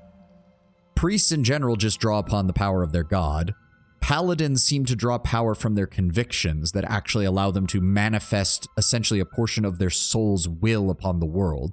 It just tends to be very localized in its effect, hence the auras and other such abilities. Wizards are straight up learning the power of magic and grimoires and learning to tap into the ambient essence of the world, and ciphers are a natural soul connection that seems to exist within certain individuals. I think that's all of the casting classes. I don't think I missed anybody. Because berserkers, fighters, and rogues are purely physical. They don't have spells. Monks, kind of. I guess you could attribute the monks similar to the paladin. It's an extension of their personal soul energy that they're essentially tapping into. It's just that whereas paladins project it outwards to create auras and other such effects, the monk focuses it inwards in order to enhance certain abilities and powers of themselves. Adra has grown into the crevices of these weathered shelves like a fungus, pushing past stone and copper. A hazy form stands before you. From time to time, the blurring features resolve into what appears to be an elven man. I can't do this anymore. How am I going to explain? How could we possibly give him what he wants? The spirit speaks in quick, hushed bursts of Ingwithan and shakes his head as if to answer his own question. He's going to kill me. He's killed so many, why would he stop? Who are you? He's brought so many down here. I hear terrible things from the upper floors, but even here, these constructs, I cannot sleep. I think sometimes that I will wake and find myself inside one of the animants. Would I even know? Will it not be like wakening one day to find myself blind and mute? What does he want? The figure paces a few steps, raising his hands to his temples. What we cannot give him, even after all this time. Oh god, my throat's actually feeling really dry. Oh, we've done a surprising amount of talking today. Whew. Even by our standards, with all the combat. There's so much we don't know. He wants his son, the boy he knew, whole and preserved, returned to him. But people, their souls, they don't always remember. Who's to say his son will remember being his son at all, remember the face of his father? I have seen mothers whose souls were moved forget their children. What are you doing? I'm hiding. I passed by one of the machines and I couldn't breathe. I was thinking about the work we've done, the things we've seen, how even small deeds scar the soul. His mind so ragged. Will Adnua's son be grateful when we have torn him from his rest? And how could you do all of this? I didn't think it would go this far. We didn't know. Adnua was our liege lord, a good man. How could I refuse him? He looks up startled, looking past you. No, I'm not. I'm not saying anything like that. I'm just frightened. I'm sorry, please, don't tell anyone. Are you still loyal to Ard-Noir? I am a devoted servant. His voice goes high with terror. I did not mean. I would never renounce my voice. How do you get past the speaking door? I know the oath. We speak it every day. I am a servant to Ard-Noir. My sword arm pledged against his enemies. My soul sworn to purpose. The spirit seems to curl in on himself. Sworn. Laying low. Interesting. Oh. I would have thought that wall had something to do with it, but apparently not. So we did all that. So we need to head back over here. Should be able to finish up this level, but we're probably going to have to call it after that. Unfortunate. I really thought we would be able to get through all of this place today, but 3 hours apparently was still not enough to finish delving through the labyrinth. A large, ornate, and Gwithin door stands before you. To either side rest large crystals glowing with a faint light. You hear a peculiar change in the air, as if some presence were nearby, yet there is nobody to be seen. You hear a whisper emerging from thin air. From the general direction of the door, it grows in both volume and number, many voices speaking quietly. In moments, it has become a chaotic hiss of voices, each vying to be heard, but as you listen, the voices begin to settle into a cadence, and then into words, a phrase spoken by many at once. Strange wall on the top right, you can't open the only way you can open is if you absorb Merwald's knowledge, and if I remember, you set him free. Oh, interesting. Beneath stone and weight of years rests one who would slay death. Who comes to wake him?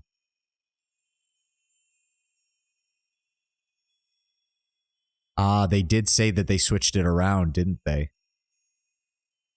Examine the door first. Worn smooth by the passage of time, the door bears no obvious means of opening. It beyond whatever enchantments lend it voice, there is no place for a key nor any handle. Seems you will have to try something else. Yeah, because this was what we got from the other guy. I'm going to replay this and see if I can finish this in time to start Pillars of Eternity at the same time. As I said, we will be doing Tyranny after this, after I finish up Pillars of Eternity 1, just to give myself a little bit of a gap. Same developers, though, and Tyranny runs off, I think, a very similar combat system, so we're not going to be changing up too much. And then after that, probably when, I don't know how long Tyranny is. I know Tyranny's not nearly as long as some of them, though. Act 1 and I think 4 hours. Yeah, I mean, you can rush this. I mean, to be fair, I've been extending out the playtime between talking to you guys and reading everything, so I'm sure there's some people who can absolutely body their way through this pretty quickly. I am an enemy to Ard-Noir. My sword arm is pledged against his followers, my soul sworn against his purpose. The voices seem to draw in breath, and you hear the rumble of stone. And then the door slides open. The crystals to either side dim, and with the light goes the voices, fading first into murmuring whispers, and then into silence. The magic system in Tyranny is so much better, minus the part where everyone's a potential caster. Yes, I do remember years ago playing the tutorial for Tyranny and really enjoying its magic system, so I cannot wait to actually fully dive into that. It's a fun CRPG, though. We'll see when we get there, Tenwin. I'm mainly interested in the fact that you play what is essentially the bad guy. Like, I do want to see how they handle that. It's Obsidian, so I'm hoping... Well, I was hoping to set up a bit better, but obviously not. Immune to dominate. Okay, that's the usual. So go ahead and paralyze him, please. Oh, not an Adrigan. For fuck's sake, not an Adrigan. I'm gonna laugh if Pelagina kills this thing in one shot. How may I help? Oh, that's a lot of guys. Cast, please. Ravius, we need lightning. Durance. That is a lot of dudes. Okay, the Adrigan's back there. We need to deal with that. Give me petrification, please. Durance, give me a bounce spell. Come on, Haravius. Move in closer. There we go. Pelagina, go after the Adrigan. Adir, you keep working on that. We'll keep attacking that. Give me bounce spells on her, please. Good damage, good damage. She's stunned. Need something? Haravius, you got good.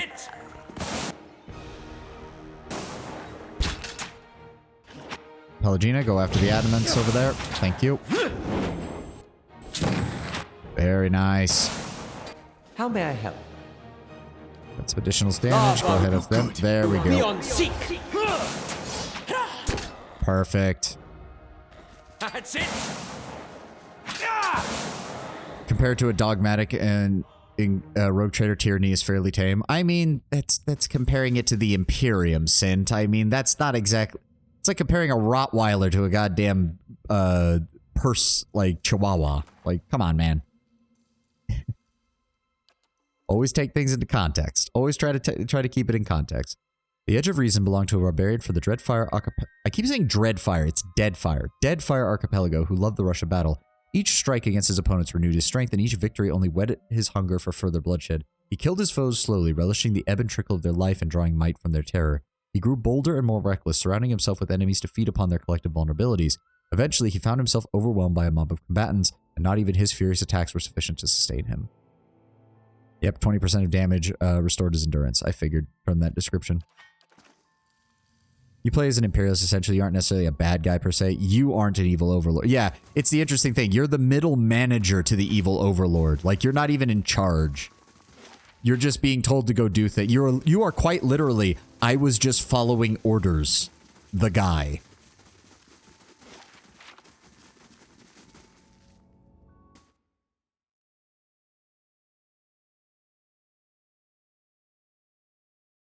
I mean, you do. That's why I said you're a middle manager. I didn't say you were a grunt. I said you were a middle manager. Keeping quiet. Plays one of the most evil things in any setting. A lawyer. Even worse, a magical lawyer. Oh, did we find the next? I think this is... Yep, we found the staircase. Good. I want to see how this looks. Yeah, we've passed by the bend in the leg. So we're almost to the feet from the looks of it. Jesus Christ, how did they build such a thing underground? God damn. It looks like a portion of the chest is gone from the looks of it. Like maybe a portion of like the area below the pectorals. It looks like it might be gone. Thousands upon that. Yeah. God, don't remind me, Tenwen. I should have known that's the answer because I have occasionally gotten into arguments with people who pull the whole ancient aliens shit or things like that. And it's just like, how could ancient people have constructed it? They had very little regard for the lives of the people building it. There you go. There's your answer. How could they have constructed such grand monuments at slaves? How could they have designed such grand things? They were intelligent enough to realize that they'd be using a lot of muscle power and they didn't care how many people died to do it. Congratulations. There's the answer. Turns out, ancient humanity had very little concern for the individual lives of people. Shocker, I know. The map is slightly wonky. It wasn't really on top of each other exactly. I know. But it's trying to give you a vague idea of it. And it must be at least somewhat, because you've got like the chest here and the head is directly above it, and then you've got his shoulder reaching up to the hand that goes all the way up to the first level. So it mostly fits. It mostly fits. Unfortunately, I'm wanting to end, but I just noticed my stupid thing, I think, is trying to run an ad, and I don't want to leave people while it's trying to run an ad. It better not be. I can't tell if it is. No, okay, so no, that's faded out because it already ran one. Okay. That's fine then. That's the case. Let's go ahead and save, everybody. Thank you all for joining me. Thank you, Lord Brown Bear and Sint, for typing so much in the chat. So usually, I hate to say it, it's just me and Tenwin going back and forth most of the time, so I'm glad other people are getting involved. I'm probably going to need more water in the future, though, if I have to talk this much, even when it's just us. I don't think there's... No, saved. We got to go. Okay, let me just pull this up. Let's go see if we can find somebody to raid real fast. I think it's a good day to do a raid. Who's up right now?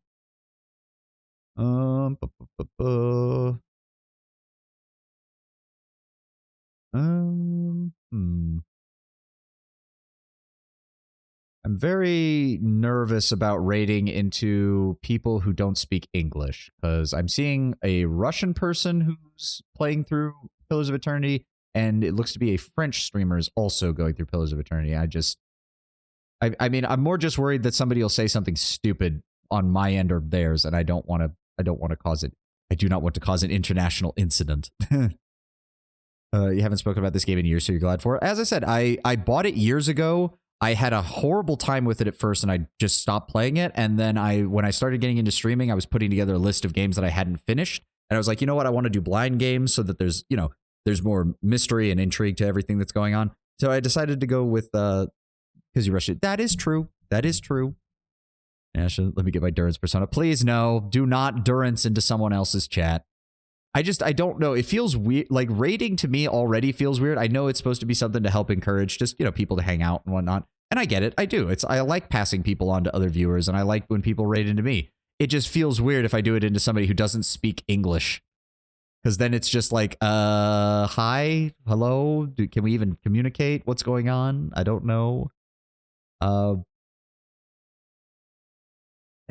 don't know. It just seems weird, but they look nice. It looks like it's a couple or something who are playing the game, and they're in the early portion of the game. So I'd like to just lend some, I don't know. I'm feeling awkward over something that probably doesn't need to be feeling awkward. You played it due to my intense suggestions. That is true, Tenwin. You did win me over. You did win me over. And to be fair, it was going to be either this or the Pathfinder games, either Kingmaker or Wrath of the Righteous, and I wasn't quite sure I wanted to dive into that just yet. Or it was going to be Baldur's Gate, but that would be a whole other ball of wax. That's a whole other ball of wax. Okay, I just need to pick somebody to raid. I just need to pick somebody. You know what? Screw it. We're going to give it to the French people who are currently going through, I think they're in Gilded Vale from the looks of it. Yes, they are. So we're just going to go ahead and say hi. I guess. I don't know. It feels weird. They don't speak English. I don't speak French. I just wanted to be hi. So you know what? Just say hi, and if you can't understand anything else, then oh well. We're just trying to be nice. Small streamers should stick together. Small streamers should stick together. So we're going to go ahead and raid them. Rollfinder JDR is their name, so I hope they're having a good time with the game. And we'll go ahead and do that. Also, I'll see you all on Friday for our usual stream. I hope you all have a glorious day and a glorious rest of your week if I don't see you again. So I hope you all have a good time.